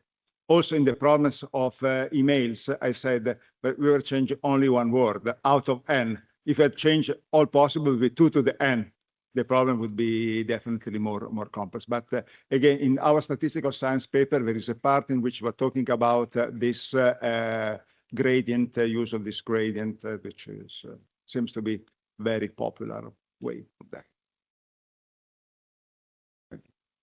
Are there any other questions? Then we will take this up over our coffee break. And again, think about some various applications that might be relevant to official statistics, certainly in confidentiality and privacy. There's aspects there. I'm thinking maybe record linkage or data integration. But so thank you very much. We have a coffee break now until 11:10. So please be prompt because we've got 3 very interesting papers coming up. So please come back on time. Okay, we're going to start because we've got a lot to cover in this invited talk session. On the first session of statistical models for official statistics. And I have a super important announcement. So I really want people in the room. And that announcement is before we all go out for our lunch at sort of 12:40, 12:45, please be downstairs in the main entrance because we're going to take a group photo. Everybody hear me? Group photo. Don't leave for lunch until you get your picture taken. Okay. So I'll remind you again after the session, but don't all run out for lunch.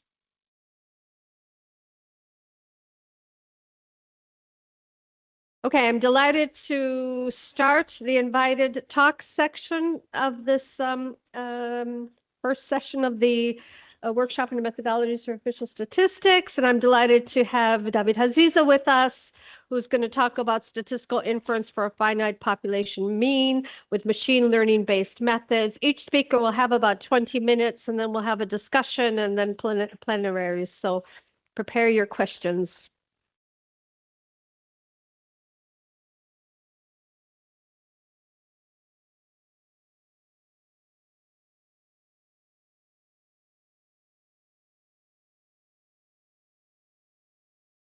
Okay, good morning, everyone. As always, it's a pleasure being here. So today we'll talk about a double debiased single imputation framework for imputation when we use machine learning to fill in for missing data. So this is a joint work with my former student, who is now an assistant professor at McGill University, Mehdi Dagdo. So I will go directly to the setup. And so we have, this is the classical setup. We have a finite population U of size n. We are trying to estimate the finite population mean of a variable y, mu. And then we select our sample using any sampling design. It doesn't really matter with first order inclusion probabilities pi k's. And the I vector, as usual, will be, which characterizes the sample, will be the vector of sample selection indicators. And as the prototype estimator, if we have no non-response, we would use the Horvitz-Thompson estimator, which is design unbiased. So WK here is the inverse of the first order inclusion probability. So this is our setup. This is the classical setup. Now we are going towards imputation where Y is missing. And so we are going to denote, again, the classical notation. RK will be a response indicator, which is 1 if Y is observed, 0 otherwise, if Y is missing. SR will be the set of respondent. SM will be the set of non-respondents, so the ones that will need to be imputed. And the vector R here will just be the collection of the response indicator for all the population units. And we assume, so there's a few assumptions is what we're doing. First, we assume that we have available to us a vector xk, which is available for both respondents and non-respondents. And our theory, we are going, as usual, we'll make the assumption of missing at random, which means that the probability of response is only a function of xk, of the fully observed variables. And we have also another assumption called the positivity assumption, which means that the probability of responding is strictly greater than 0. And so we have a relationship between the variable y we're trying to impute and the vector x of fully observed variable. M is unknown. And we have the usual assumption. So this is called the imputation model. And so we are not making any strong assumption on the imputation model for now. Once we postulate the model, then we fit the model on the responding units, DR. So this is the data set for which we have XK and YK. And essentially, we extrapolate what we see among the respondent to the non-respondent. So we create the imputed value, the predicted value, M hat of XK, for K in SM for the non-responding unit. And at the end of the day, we can construct an estimator called the imputed estimator, mu hat imp, which is the weighted mean of observed and imputed values. And the imputed values here are M hat of XK. Now, one thing that would be important in this talk is that the M hat of XK is the imputed value, and it's not of primary interest. In other words, we don't really care about the imputed values. What we care about is to obtain a good estimator of the population mean. So in this sense, M hat K can be viewed as a nuisance function, right? When we use machine learning, this nuisance function could be very flexible, high dimensional, and so on. And so the question becomes, once we've constructed this estimator, how can we draw statistical inferences? So for point estimation, variance estimation, construction of confidence intervals. And so I'm going to separate parametric imputation from machine learning imputation. In parametric imputation, so I'm taking the example of linear regression imputation. Well, if the first moment of the model is correctly specified, which means that the functional form is correctly specified, if there are interaction, we've included the interaction. If there are quadratic or cubic terms, we have including this term in our X vector. Then if the model is correctly specified, then we can show that our estimator is actually square root of n consistent and asymptotically normal. And we have many methods developed to estimate the variance that accounts for the imputation. In other words, in parametric imputation, such as linear regression imputation, if the model is correctly specified, we have the full statistical inference package. We have our estimator that converges to the square root of n speed, which is the highest possible speed, and we can build our confidence. We can justify the confidence intervals. And of course, with parametric imputation, if the first moment of the model is incorrectly specified, then of course the estimator will suffer from bias, and this bias will not vanish even asymptotically. So this will lead to invalid inferences. What about machine learning imputation? So the nice feature of machine learning is that these methods are robust against model misspecification. So even if we don't have to specify the functional form, we can omit interaction and quadratic term, but it comes with challenges. So there are some challenges associated with machine learning. The problem with machine learning, and this is the biggest problem, is that they converge slowly. They don't go at the parametric rate. And so they could go, and instead of n to the power minus half, they could go at n to the power minus 1/4 or n to the power minus 1/3. And so this creates challenges. For example, because of this, we cannot establish a central limit theorem that will justify 95% confidence intervals. Also, there is something which I will come back to this. This estimator is not Niemann orthogonal. So in other words, whenever we do prediction M hat here, let's say this is XGBoost that we've used to construct the input values, then we have to account in our variance estimation how the uncertainty related to this M hat. And we don't know how to do that because XGBoost will provide a high dimensional nuisance function. So in other words, when we use machine learning, we can get the point estimator. And the point estimator will converge slowly, but will converge. The problem is what happens if we want to do more than point estimation, variance estimation, and the construction of confidence intervals.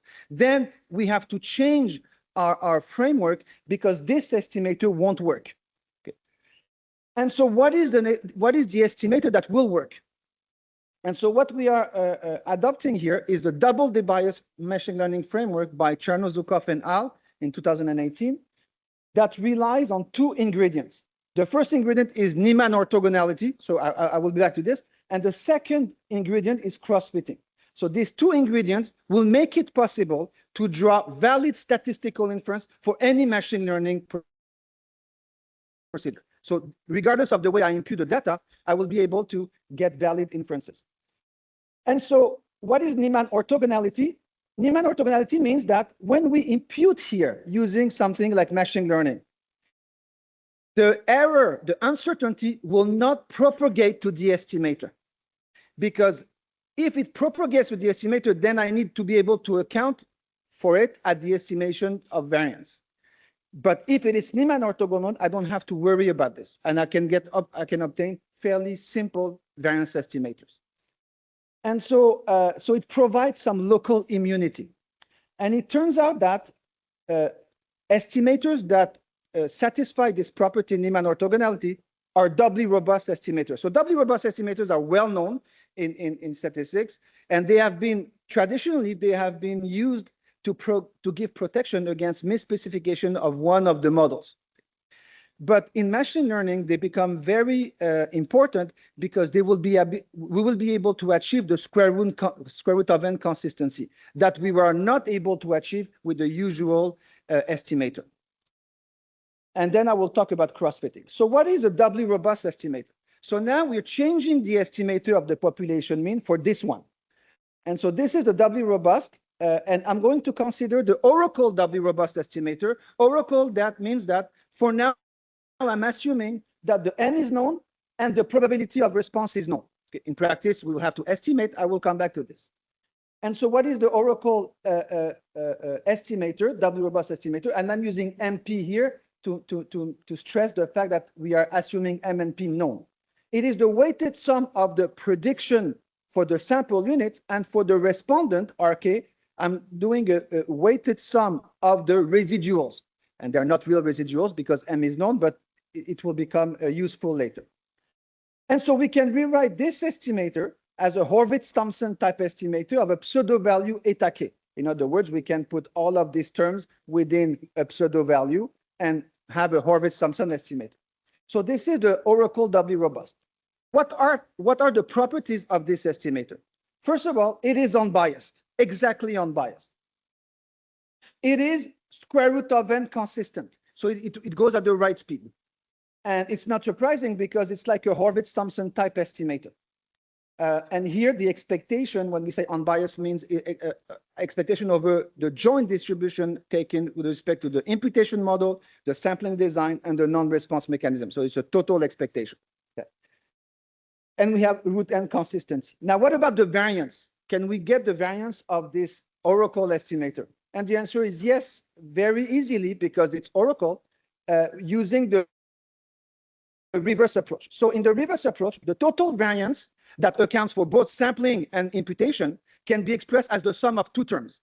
The first term here plus the second term here. So the second term I will drop for this stuff because we can show that the second term here is negligible in front of the first term if the sampling fraction is negligible. So I'm going to assume that the sampling fraction is negligible. In the paper, we show how to we talk how to estimate this term, but for the talk, I'll drop this term. So we are left with the first term.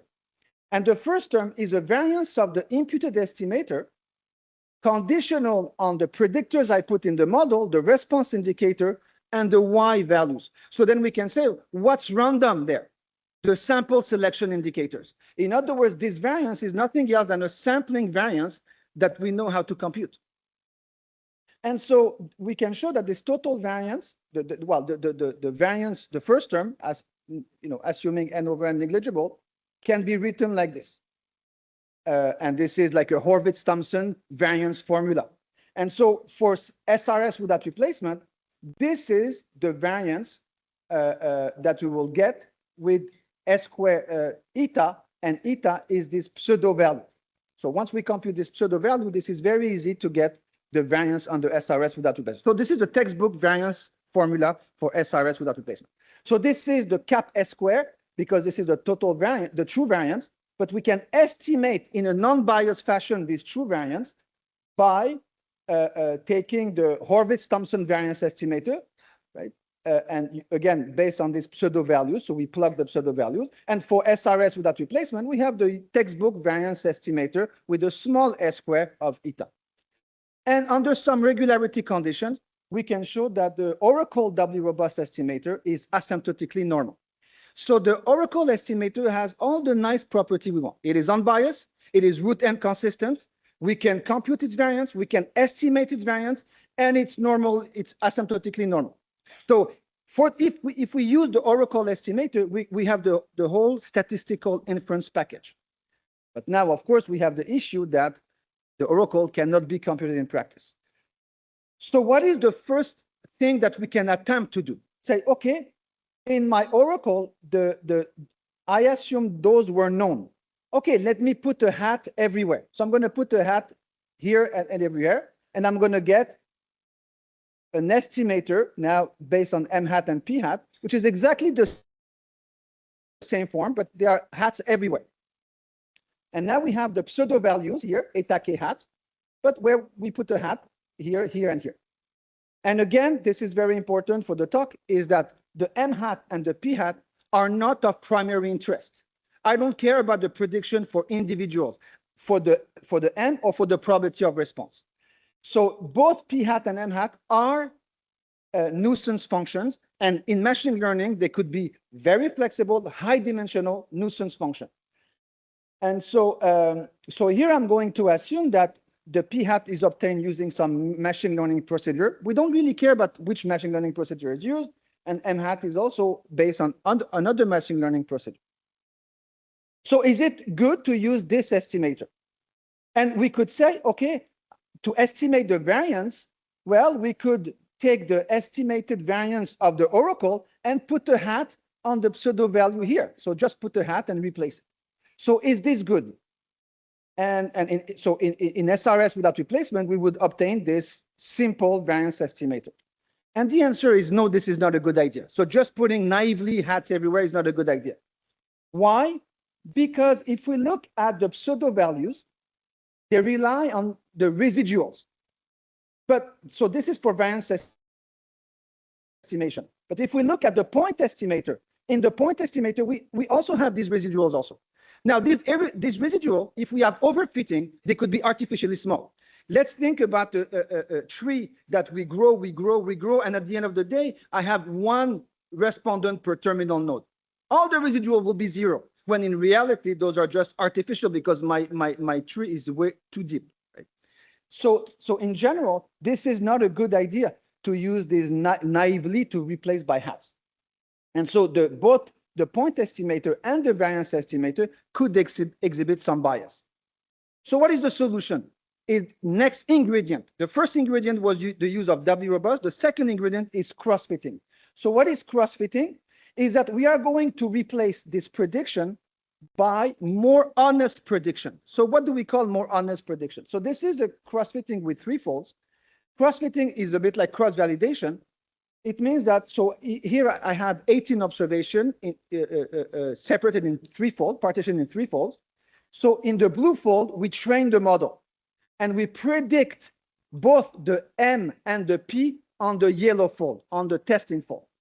And then we change and then we fit the model and on the fold 1 and 3, and then we predict on the yellow fold, and then we change again, we fit on the last two folds and we predict. And now for each individual, I have they call this an honest prediction for both M and P for each individual.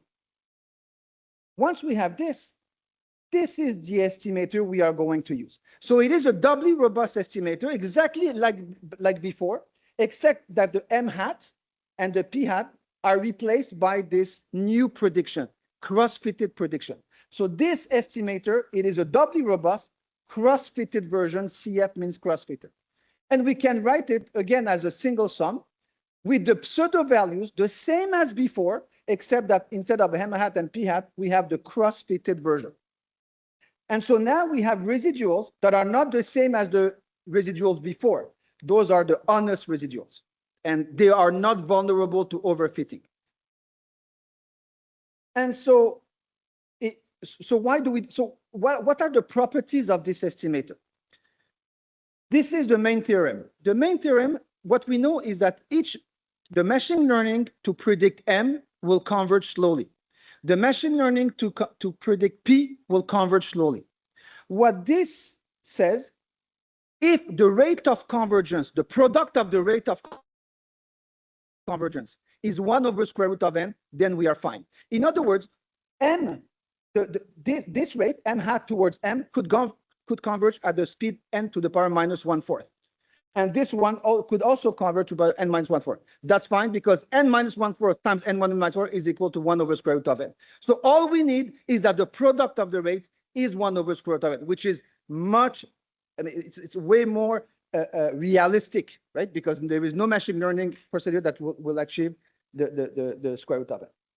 So if we have this, so suppose I use a machine learning with one that converges to the n minus 1/4 and for p n minus 1/4. That what we can show is that the cross-fitted estimator, this cross-fitted estimator, is asymptotically equivalent to the oracle. So we know the oracle has all the nice properties. It turns out that this guy here behaves exactly like the oracle. So it inherits all the properties of the oracle estimator. It will be square root of n consistent. We will be able to satisfy the central limit theorem, and we'll be able to estimate the variance consistently. And so this is the square root of n consistency. This is the variance estimate, but here we see all the cross-fitted version. So this is for SRS without replacement. This is our variance estimator that will account for sampling and non-response.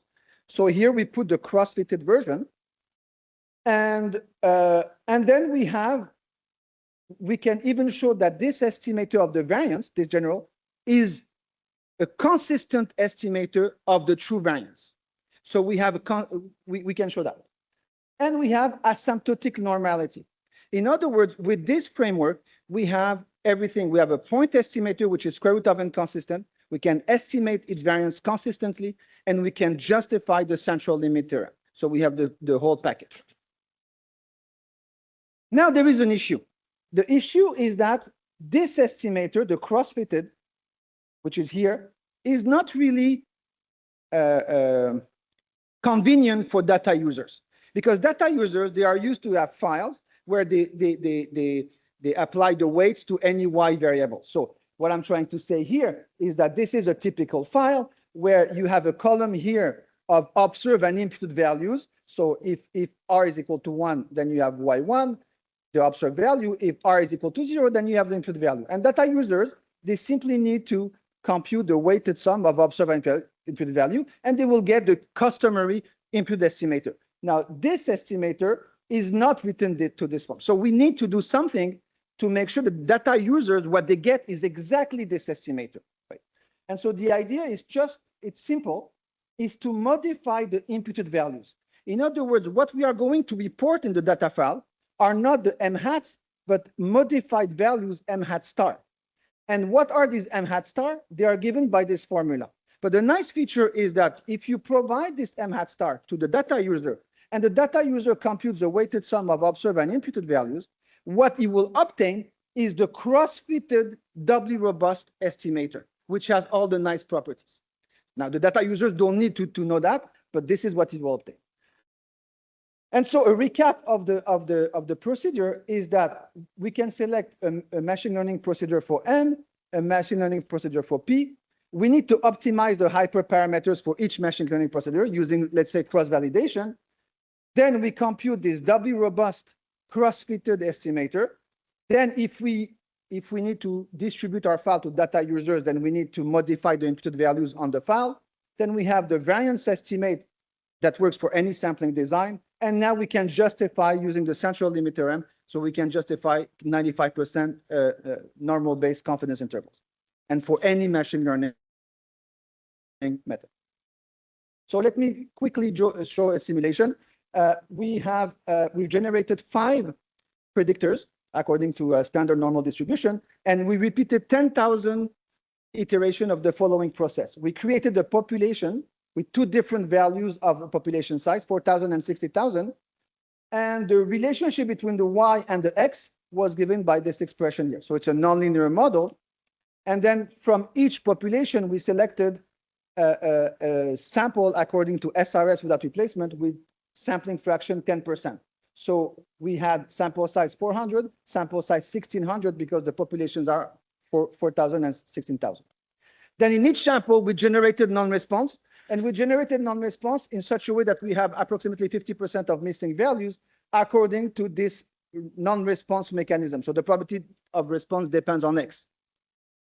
And in each sample, we imputed the missing values using regression trees, rundown forest, QBIST, and XG boosting.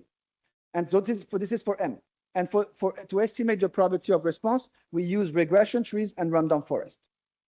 And we computed the doubly robust without cross-fitting, naive one, and we computed the doubly robust with cross-fitting with tenfold, J equal to tenfold.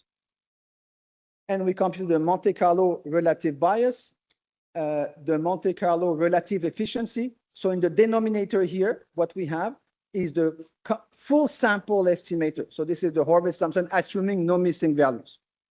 And then we computed the Monte Carlo relative bias of the variance estimators. And then we computed the Monte Carlo coverage rate of 95% confidence intervals. So I will show quickly a few combinations. So M here, we use QBIST. And for P, we use the trees. And here we have the sample size.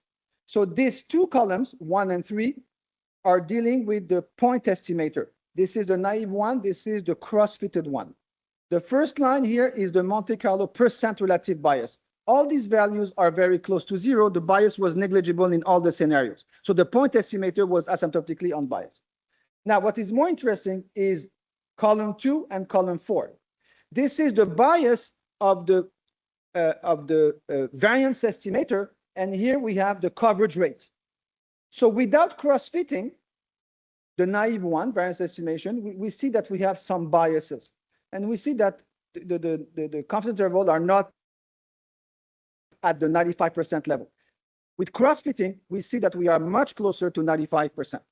Now, if we go to two other combinations, rundown forest for M, rundown forest for P, XG boost for M, and trees for P, then the point estimator are still unbiased, but for the variance estimator, especially this example, this is XG boost. The naive one, if we don't do cross-fitting, has minus 52% bias.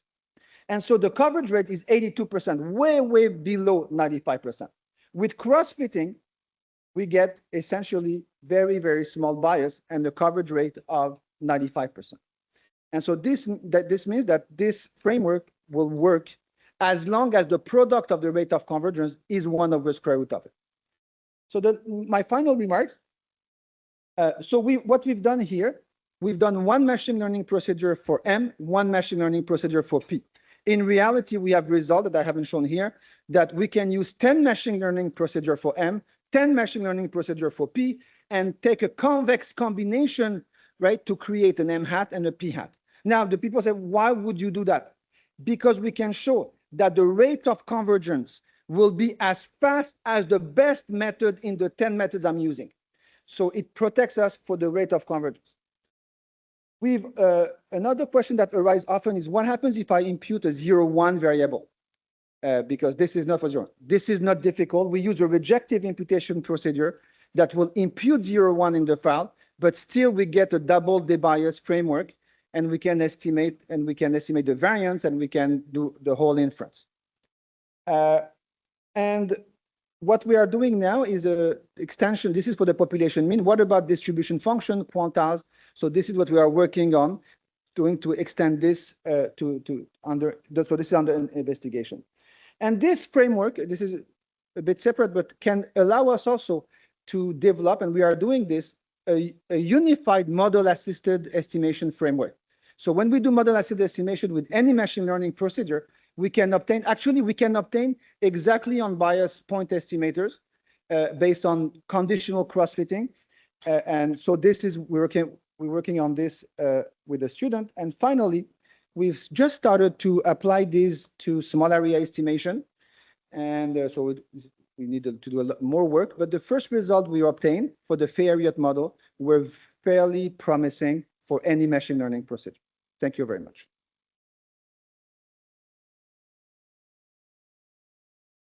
Okay, we'll move right into the next presentation. Contamination model for multivariate zero inflated data.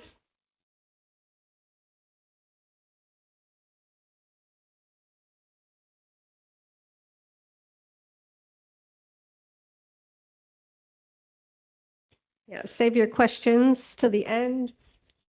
I can hear all the presentations first.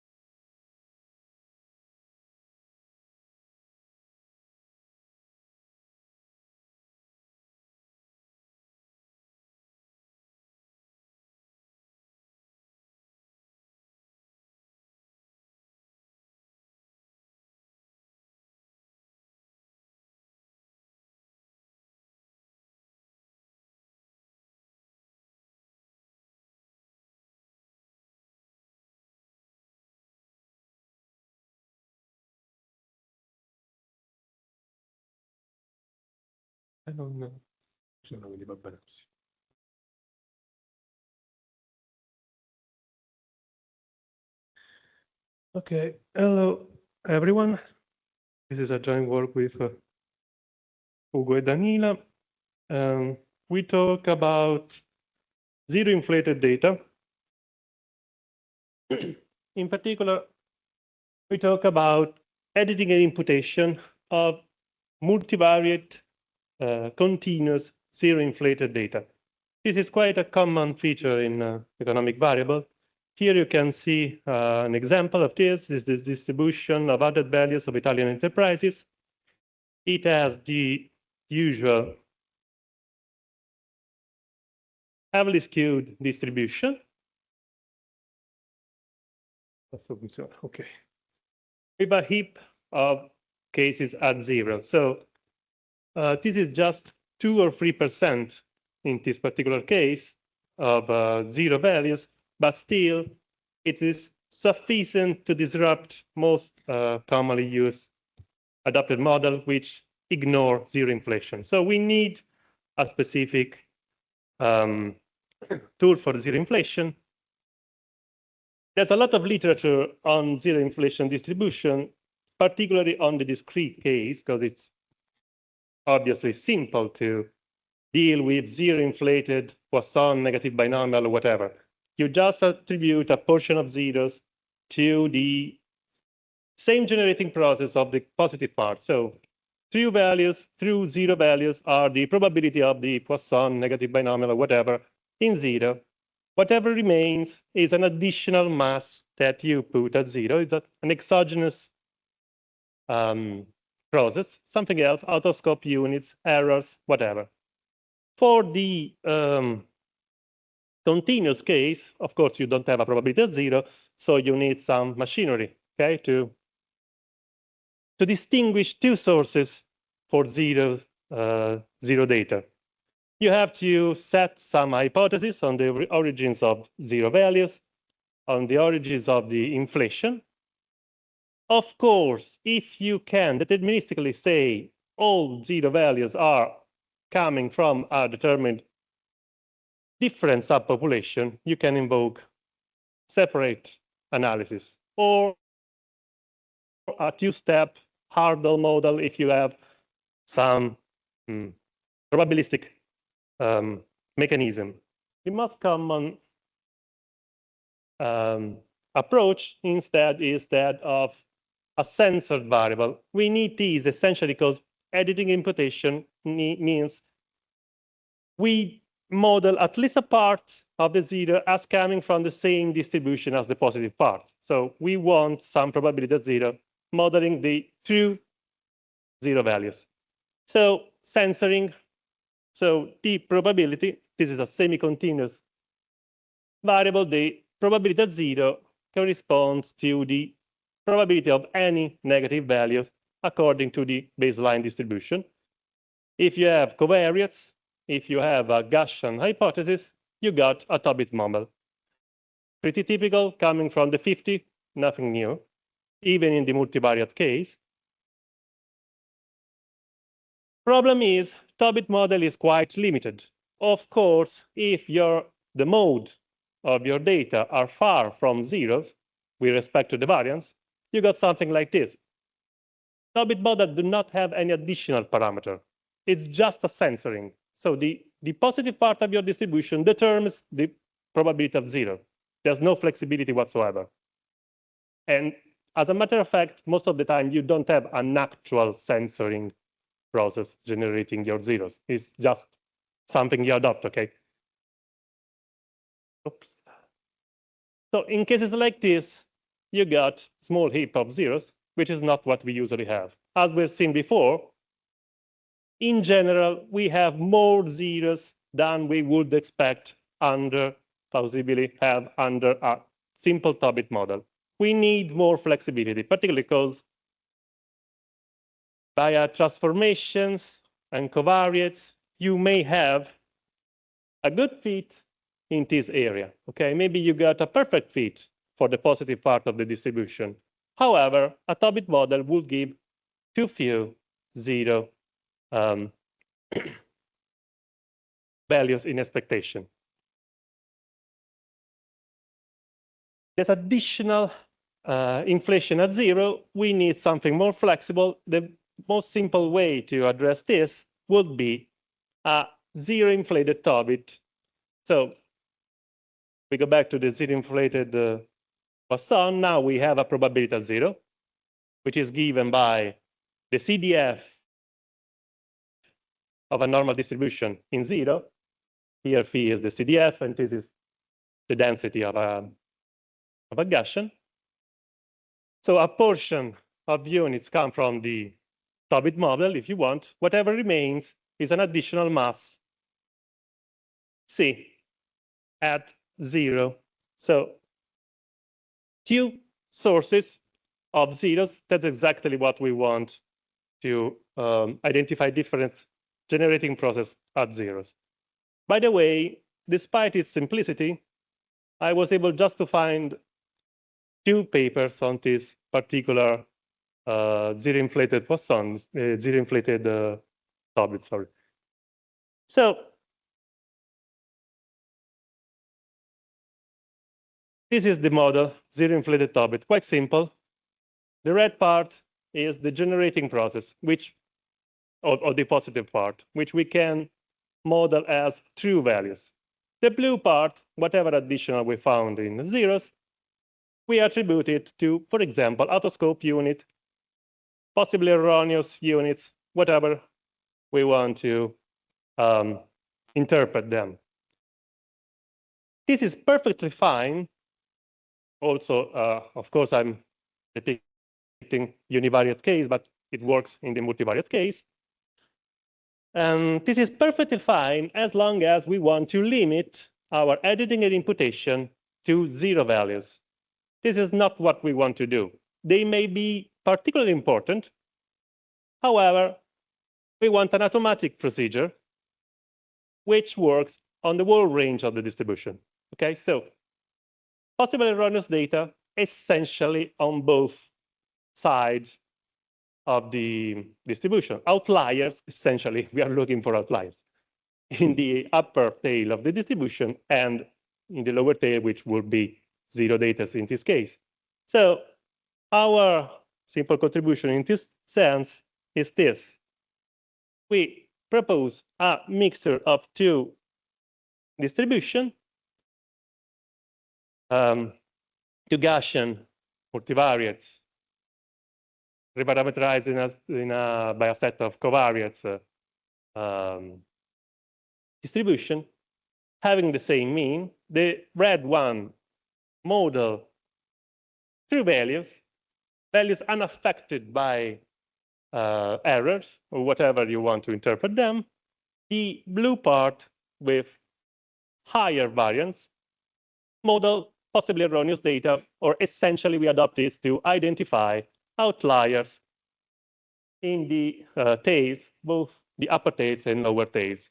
In this way, at the same time, we represent outliers and 2 possible sources of 0 data. So through 0 data and affected by an error 0 data, okay?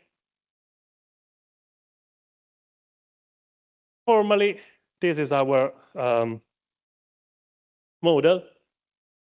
So multivariate variable y q variate, which is the censoring of a variable zeta in 0.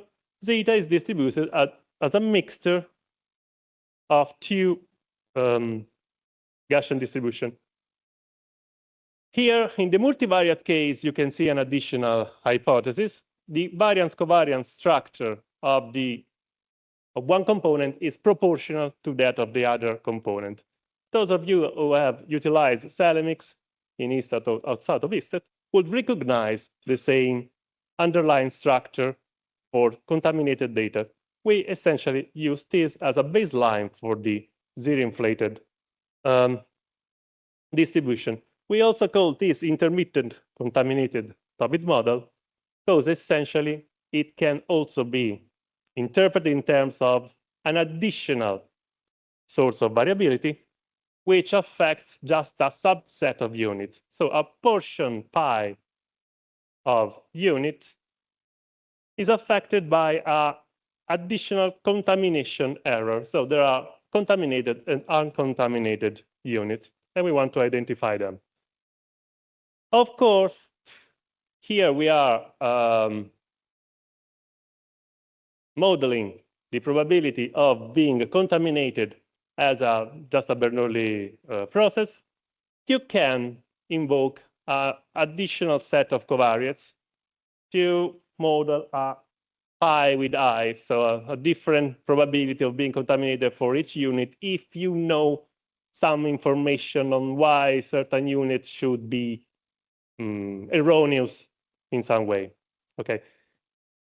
Now, despite the simplicity of this problem, this setting, which is essentially just a mixture of two Gaussian distribution with a set of covariates, the censoring part of this setting complicates things a lot from a computational point of view, to the point that we initially thought of adopting a Bayesian approach, and we developed a GIF sampler for mere computational convenience when we weren't utilizing any prior information. The fact is, we need individual information. We are talking about editing imputation, so we essentially want to single out unit having certain probability of being outliers. So in official statistics, we usually deal with tens or hundreds of thousands of units at once, and a GIF sampler would not be the best option for computational convenience. The good news is that we found a recent results on the moment structure of truncated normal, so that we managed to write down a classic EM algorithm. Not so simple, but an EM algorithm, a classic EM algorithm, which actually works pretty fast. And this is, again, the best option for us because we need something fast and pointwise for each unit. I'm not giving you all the details for the EM algorithm because it's not particularly enlightening. Instead, I will focus on the editing and imputation part. This is where we need the individual information. So we define a predicted true value, which is the expectation of what we would have seen if the error would not have been present. So the expectation of the true value y star given what we observed y. Y can be the same as y star if the unit is unaffected, or different if it's a contaminated unit.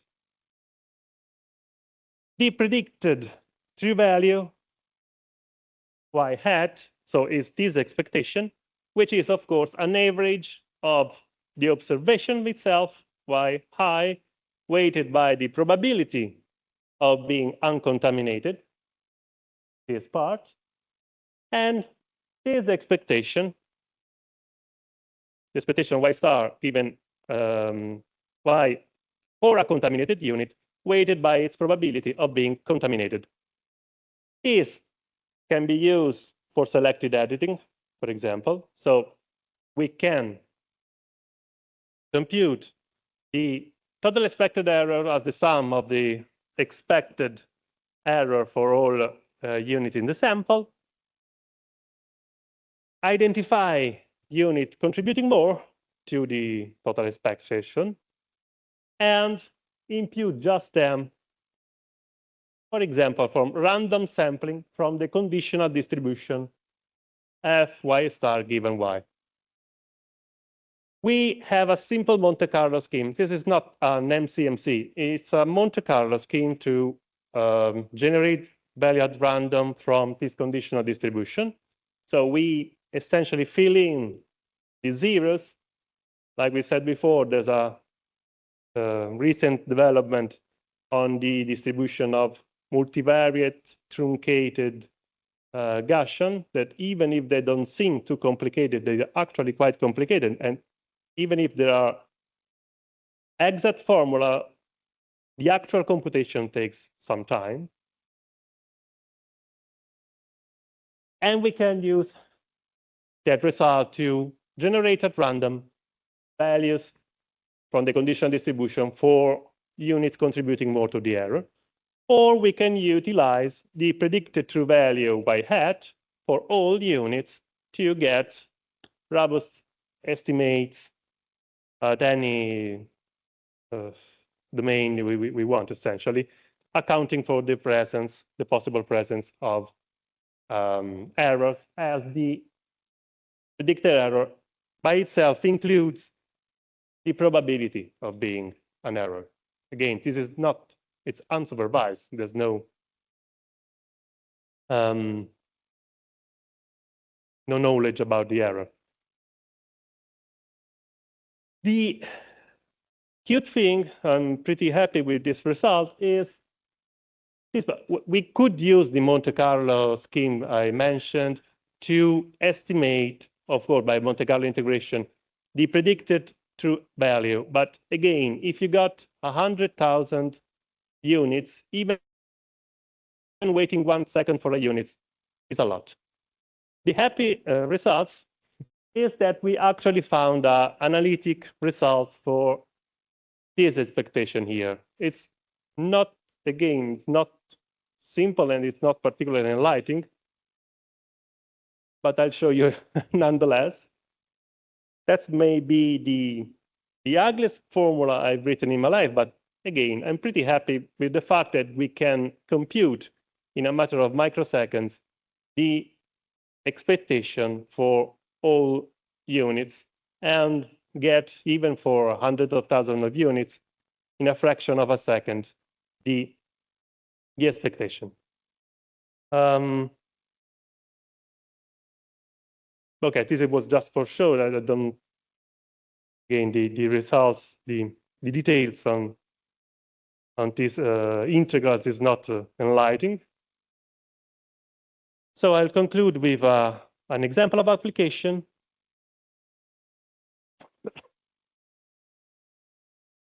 Sorry, 2 more minutes.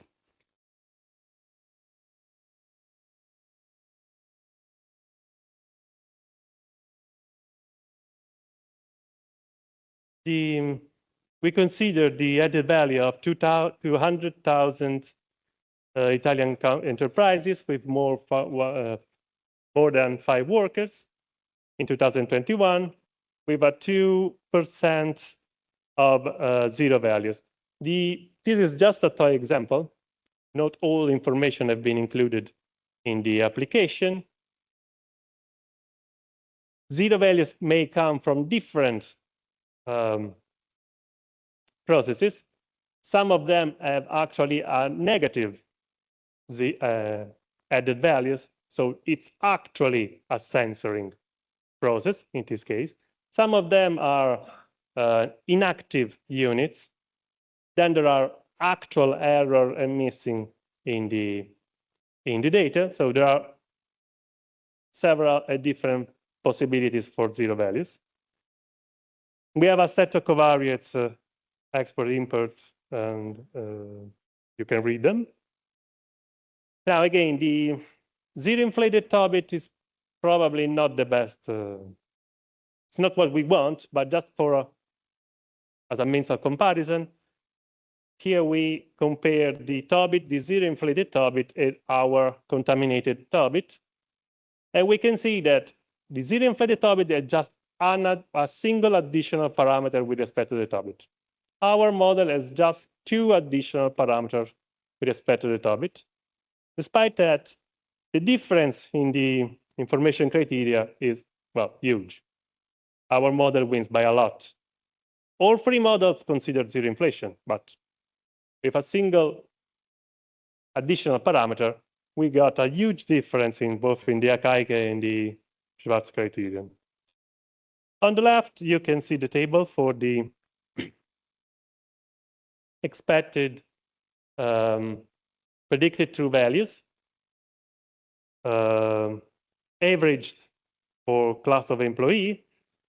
You can see that in the smaller class, the expectation is a little bit higher. So in this step, a portion of zeros are deemed as false. So an average expected true value, predicted true value, higher in this class, and a much smaller in the highest class of employee. Probably these differences are excessive to be utilized in process, but again, this application is just a toy example to show you some data. And thank you for your attention.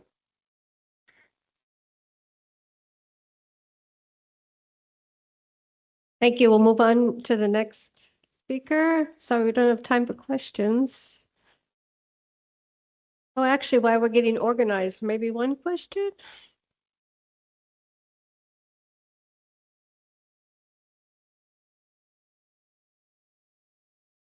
No.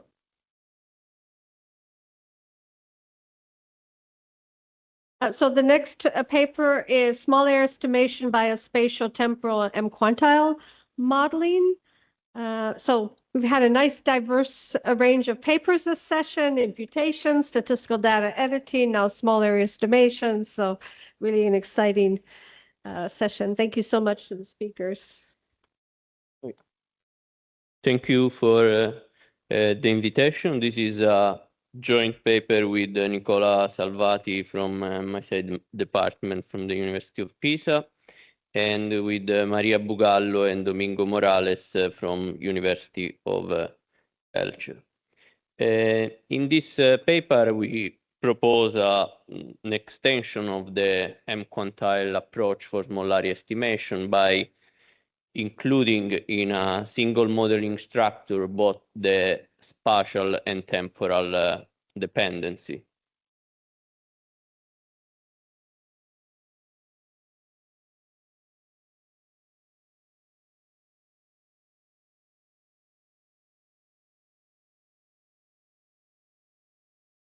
Okay, as we know, in small area estimation, we want to obtain reliable estimates for subdomains of a given population where the sample data are scarce.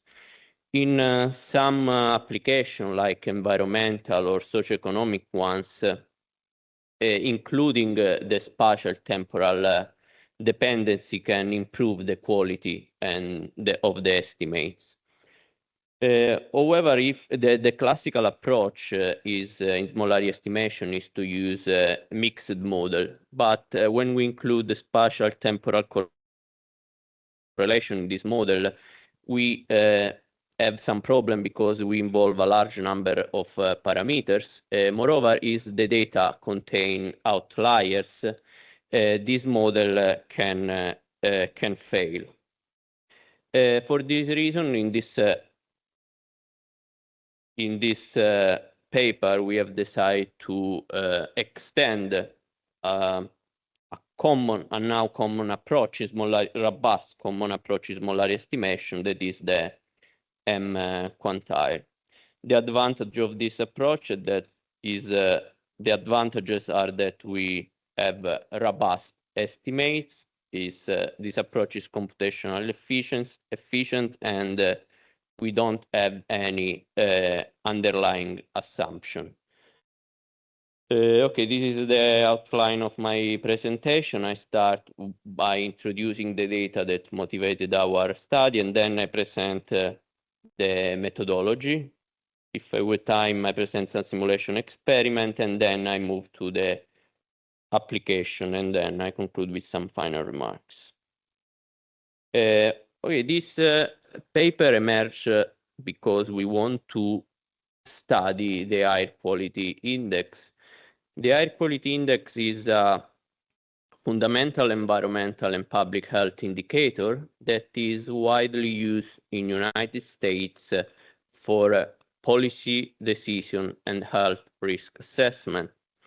This is an index that is a composite, and it is a composite measure of several pollutants. We want to disaggregate the estimates of this index because we think that obtain granular data at final territorial levels can be interesting for improving the policy decisions. And in particular, our aim the aim of this paper is to obtain reliable prediction of the air quality index for counties in United States.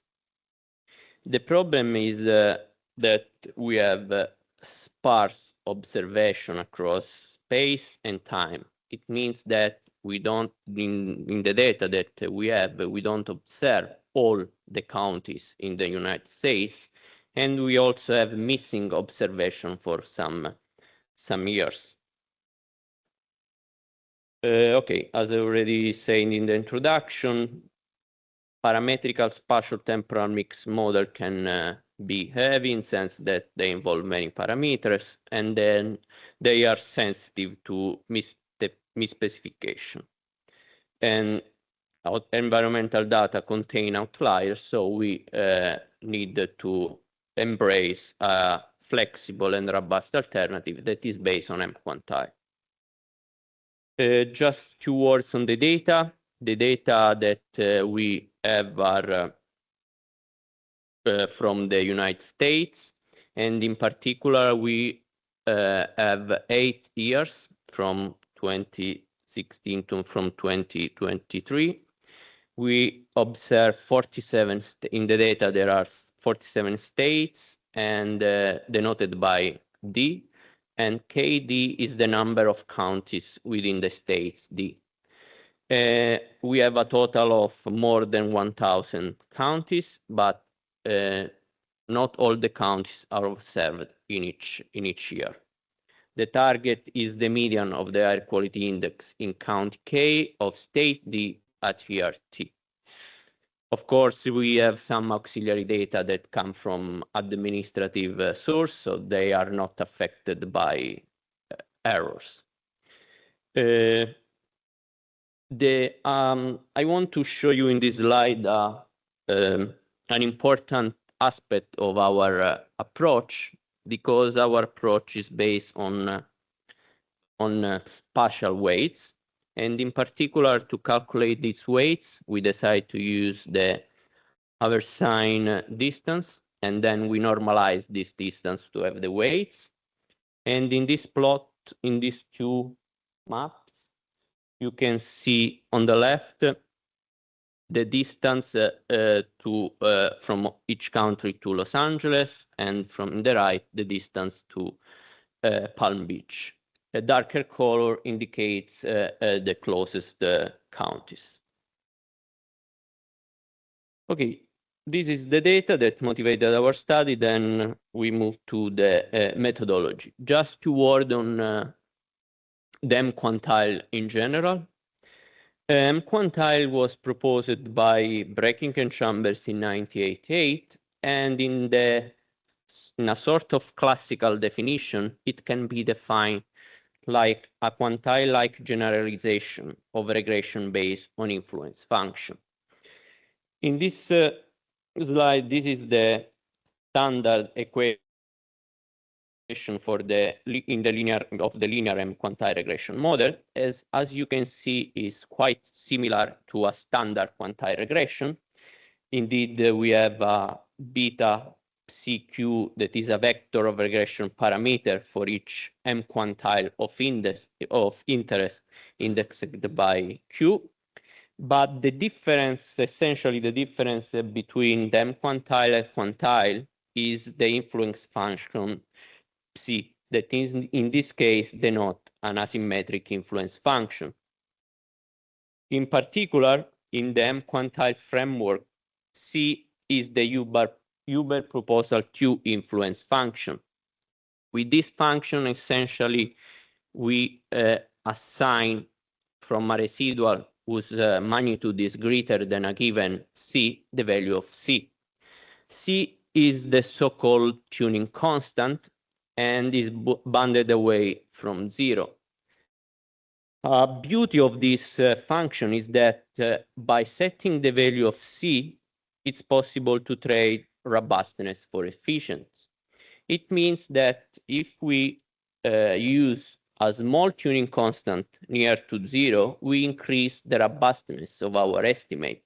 So we move towards quantile regression.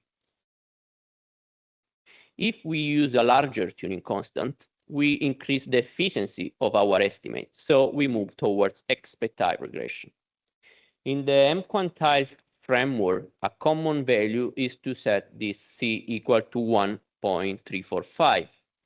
This is a balance between robustness and efficiency. Another advantage of the M quantile with respect to the quantile regression is that the estimation of the regression parameter is quite easy because it's obtained using an iterative weightless square algorithm. This is the standard M quantile, and Chambers Savidis 20 years ago translate this approach in the small area estimation. The idea is to introduce the idea of M quantile coefficient. If we think of a linear mixed model, in the linear mixed model that is a classical approach in small area, we use random effect to capture the residual between group variability. So we have a random effect that are area specific random effects. In the M quantile, this variability is captured by the M quantile coefficient. So we suppose that if a grouping structure explains part of the variability, units between the same small area are expected to have similar M quantile coefficient. If we average this value, we have a sort of pseudo-random effect. Just let me explain this by using this graph. We have a population. If we fit a fine grid of M quantiles, we can see that for each point is on a specific M quantile line. If as you can see in the plot C, if we average, the color represents the unit inside a given the same area, small area. If we average the M quantile, the unit M quantile coefficient, we obtain the area level M quantile coefficient. The plot is very similar if we use a linear mixed model. The idea is the same. The M quantile coefficient are more or less the idea is the same of the area random effect. The standard M quantile, however, doesn't consider the temporal correlation, and for this reason, this year with Maria, Domingo, and Nicola, we propose the temporal weighted M quantile model. And in particular, in this work, we extend the M quantile by introducing the interperiod weights. As you can see in the question here, is the same for M quantile, except that we have this quantity W that is a vector on non-negative interperiod weights that reflect the correlation between the periods. Also in this case, we calculate unit level M quantiles. The coefficient here is Q, but in this case, we have to average them for the space for the years. Obtain theta D. At theta D is the estimation of the area level M quantile. And in particular, this value, in other words, summarize the region, the area, the small area position in the conditional distribution, and this is analogous to a random effect. And we use, when we want to predict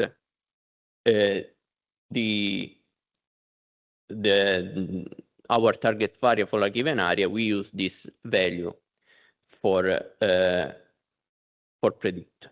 For regarding the weights, we compute the residuals by using M quantile model, and then we fit autoregressive model to this residual. In this case, we obtain the WTI, that is the temporal weights.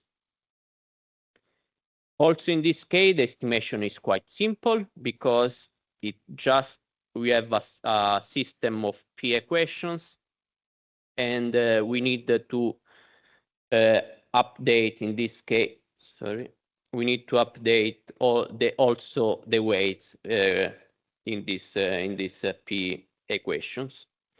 And also in this case, we use the iterative least square algorithm.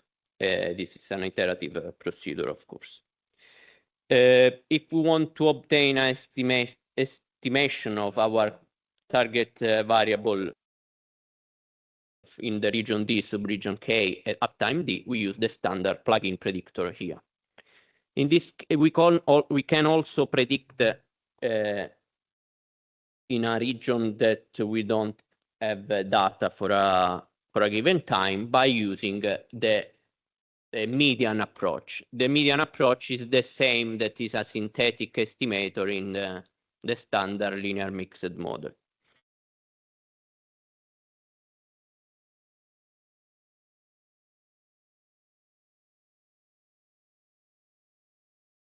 Okay.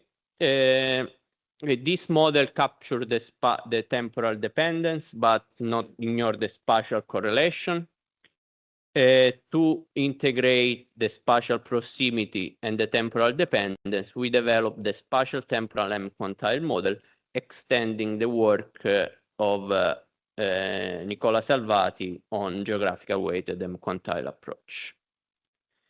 This is the formulation of our proposal, and as you can see here, we have a vector of weights that are not only time dependent, but are spatial temporal dependent.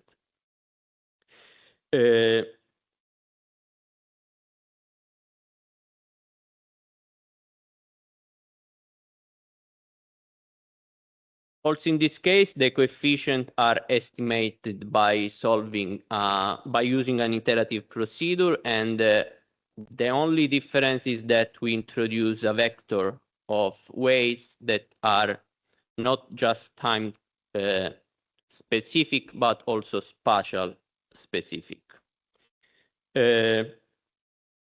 Regarding the final weights, they are, we multiply two quantities. The quantity on the right here is just the temporal component, is calculated in the same way that we have done for the temporal M quantile by using an autoregressive model. For the spatial component, we decided to use the exponential of the distance. This is the distance, the Arb-Sein distance between two counties, and we control the decay by using bandwidth. For the bandwidth that is B here, we obtain this bandwidth by minimizing cross-validation criteria. And for small b, we have a smoother surface. If we obtain large b, we have higher local sensitivity. Okay, at the end, we have here theta g, that is regional average by averaging by space and time in this case. If we want to predict in the case 0, if we want to we have data for all the years and for all the counts, we just use the standard plugin predictor. But we can predict also in case we don't observe a subregion for a given time, because we use the past weights. We can also predict if we don't have the data for a county. We use the nearest subregion M with the available time. And if we don't have data at all, we use the median-based model. To improve robustness, we propose also a bias correction from this prediction. And 2 mean-square error by following the pseudo-linearization approach of Chambers and Davidis. And we have 2 mean-square error estimator from the standard spatial temporal predictor based on how we calculate the variance, if we use the median approach or the area quantile coefficient approach. And also for the bias correction, this estimator, we have 2 estimators of the mean-square error. Okay, I skip the simulation results, but this is the summary of the results. Spatial temporal M quantile and bias correction spatial temporal M quantile predictor perform almost identically, but the bias corrected version consistently achieve the lowest variability. So we have decided we label as the best estimator, and also in terms of root mean-square error, they perform quite well. Okay, just to move to the application. This is the bandwidth, the value of the bandwidth that we select is in the middle, so it moderates spatial smoothing. This is the regression coefficient. You can see that the regression coefficients are not constant over time, so this justifies our approach. This is the prediction. If we look at the yellow box is the direct estimators, and as you can see, it's quite large. There are a lot of extreme values. The purple box is for the spatial temporal M quantile, and as you can see, it's shrinkage the estimates. But if we compare with the bias corrected version, we can see that we avoid some, by using the bias corrected version, we avoid to have some outlying observation. This is the final map. And as you can see, the most important thing that I want to stress is that on the left, you have the observed counties. On the right, we have the prediction, also considering the out of sample. And the interesting thing is that also if we predict for the out of sample, we don't, the pattern is respected. So it means that our approach seems to work quite well also for the out of sample prediction. We have the color pattern seems to be respected. Okay, some final remarks. Just to stress the limitation of, we have just a third order approximation of the mean-square error.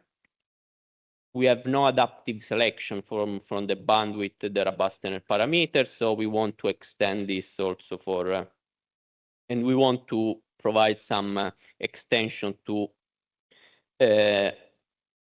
propose a data-driven and dynamic tuning of robustness parameter. And of course, we want to also we have the temporal weights, I don't mention, but we use just the Q-time in the autoregressive model for the weight. So we want to include more memory, I would say, in the approach. Okay, this some reference. Thank you for your attention.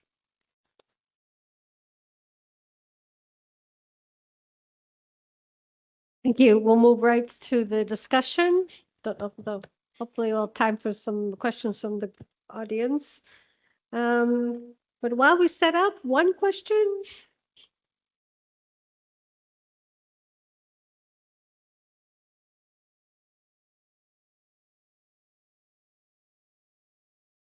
Okay, so we'll wait for the discussion and then we'll open it up to questions afterwards. Okay, there is Sorry, I didn't see that you wanted to ask a question. Sorry. Okay. There is a question from Florian Dampert from the studies to David Aziza. Okay. The question is this. Thank you for your talk, David. The results look great, promising, and like a theory of everything for ML for imputation. However, there is the no free lunch theorem in machine learning that says that every classificator say there is a data set where this classificator fails as long as n is finite. In practice, in official statistics, n is finite. May this be a practical problem for the application of your results? I did not understand the point. I will have to read and answer later. So let's move to the discussion, and then and meanwhile you can send Nikos the question and he can address it after the discussion. So we're delighted to have Marco Alpo to lead in our discussion. Yeah, thank you very much. Thank you very much for giving me the chance to discuss these three papers. Every time I discuss something, I usually learn something. So it's my pleasure to be here. We have three papers, we know. And just to remind a few about the first paper by Aziza and Dakdog, the challenge is to take machine learning methods and improving them using some kind of the biased and doubly robust estimator. They use this Niemann orthogonality and this cross-fitting to have a good convergence, a good convergence rate, an asymptotic normality, and trying to give a solution to overfitting in the standard deviation. Salvati and others, sorry, I missed the correct order maybe, or not. Yeah, I miss it. And the second one is Di Cecco, Guarnera, and Filipponi about a problem in multivariate continuous data when there is some kind of limit of detection using a two-component mixture of Tobits, an EM algorithm, and a posterior probability of component membership that aims to give some suggestion of erroneous units. And the last one is by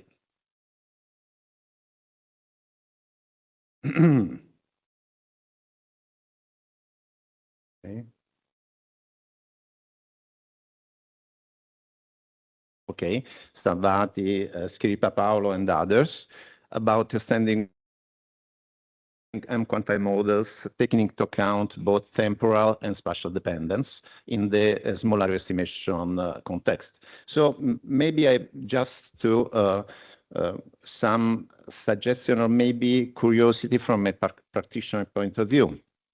And the first is for Aziz and Dakdog. And how can you verify the convergence rate in practical problems? And how do you know whether these convergence rates are really satisfied in general? And you know, you have been talking a lot about the tuning problem.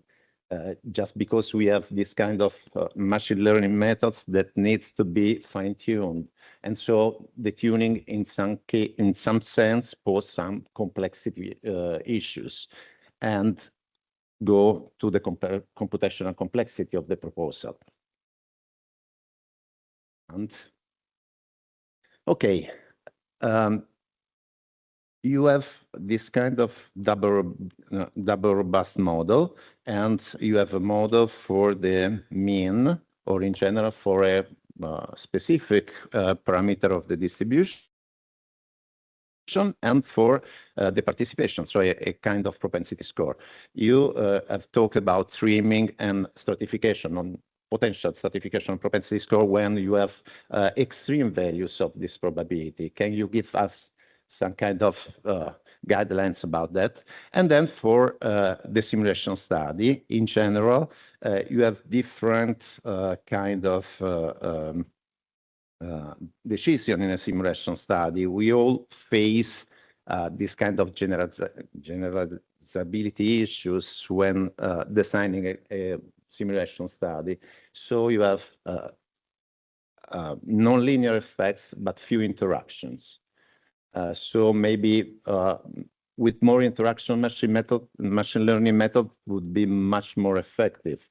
With only nonlinearities, generalized additive models could be good as well. Thank you very much. And so for the papers by Dicecco and others, I would not use the inflation in the continuous case. This is a personal sense. I've been working with zero inflated in the discrete case, but with continuous data, we have more than spike at zero, semi-continuity, and so on. The assumption on Gaussianity, and in particular the assumption on the model within for the mean of the Gaussian could be quite a strong and rigid assumption, and drives more problems than solutions. So in a sense, you can use any Tobit-like model, whatever the distribution is, not necessarily a Gaussian one. And within the Tobit, you can use any kind of pseudo-regression model rather than a linear regression model. So maybe you can just simply extend. Obviously, more extension, more unstable EM algorithm solutions are. So the next problem is about computational complexity and scalability. Because EM algorithm is quite unstable when fit in mixture of multivariate Gaussians, in particular when estimating the covariance matrices, which are quite unstable. Often we use multivariate T distribution because they are more protective against outliers, because outliers are there when you are estimating sigma. And with the rigid proportionality assumption, they can inflate the estimate. And I would use always another type model, but that's my personal preference. You know, interpretability, you label as the contaminated units as erroneous units. But this kind of contamination may be well from a measurement error, from an erroneous value, and from a wrong model. So how you can distinguish for automatic editing. And the implicit application, okay, it's just a toy play. Okay. So I have some kind of, I have my own perspective. I will never use weights for taking into account time and space, but it's just my personal, preference.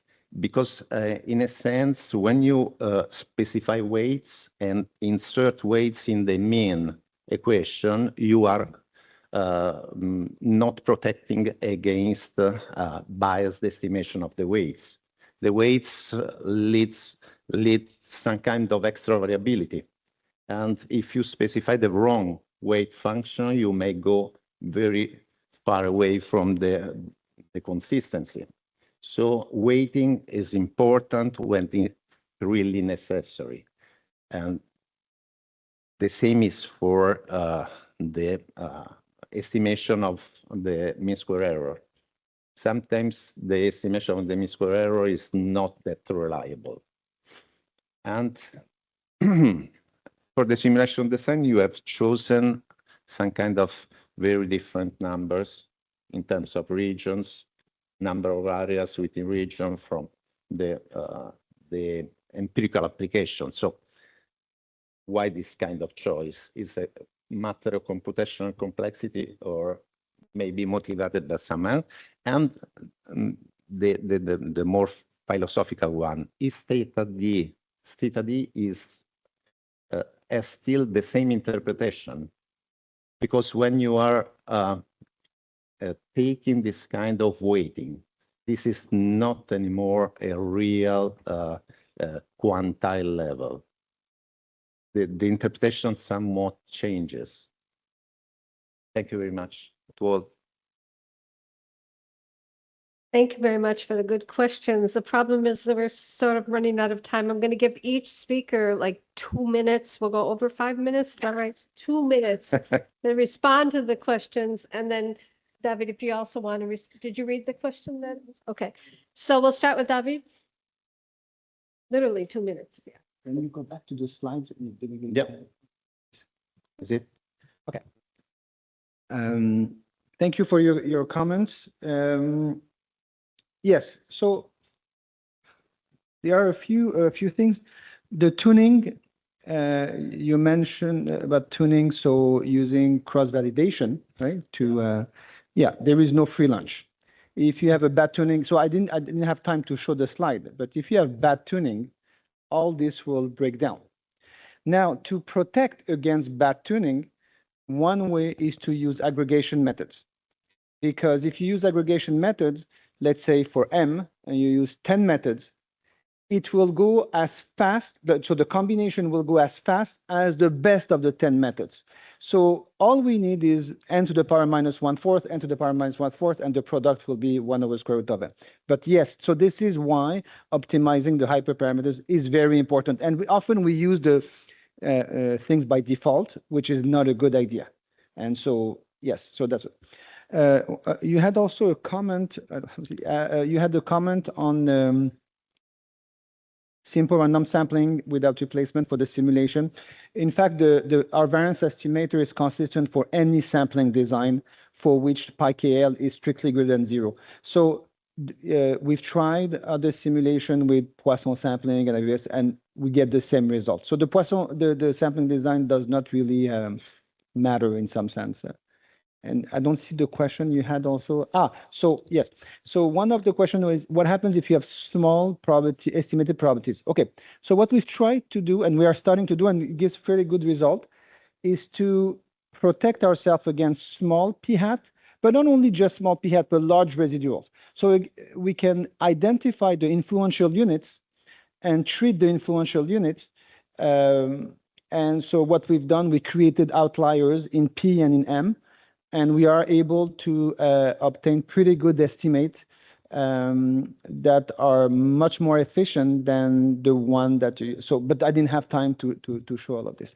And for the question of Florian online, I know Florian is online. I'm not completely sure I understand the question, Florian.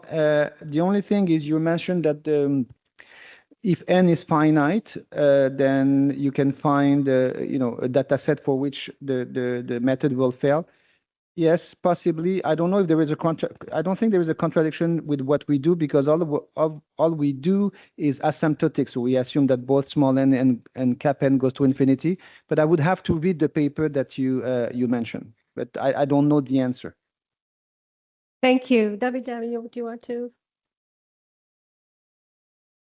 Thank you, Marco, for your comments. Of course, our model is essentially overly simple in some ways, but we had to balance feasibility of certain computation. I mean, it can be extended in many ways, especially for the linear model part. I left out of the discussion the fact that we, of course, transform the data. Yeah, heavily skewed, so we analyze several transformation, logarithm, square root, and blah, blah, blah, as usual. The fact is, in a Bayesian approach, you can do essentially, I don't want to say what you want, but I mean, you're more free to adopt a different distribution assumption for an EM algorithm. And for the second part, the expectation, the conditional expectation, I doubt that I can deviate too much. It's very difficult to find analytical results like what we found it in this case.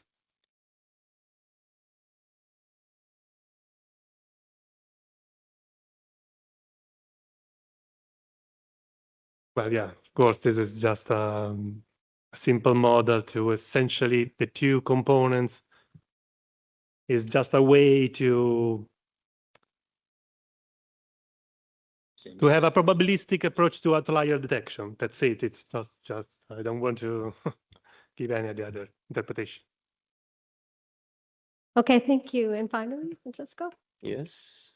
Thank you, Mark, for the comments. Okay, regarding the weights, yes, it's a choice that we decide to embrace in this approach, because it's the simplest way to extend, in our opinion, them quantile to this setting. It seems to work, so we have proceeded.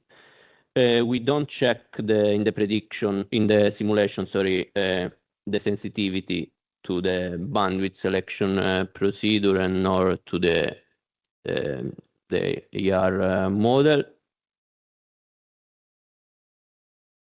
And yes, we chose this. Thank you for the comment. Maybe we have to think about design-based simulation based on real data instead of use a scenario that we have decided. And I don't pretty sure I catch your last comment.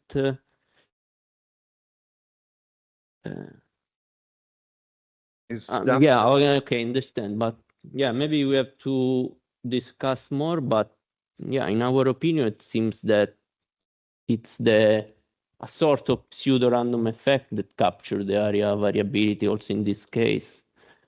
No, but maybe we can discuss more.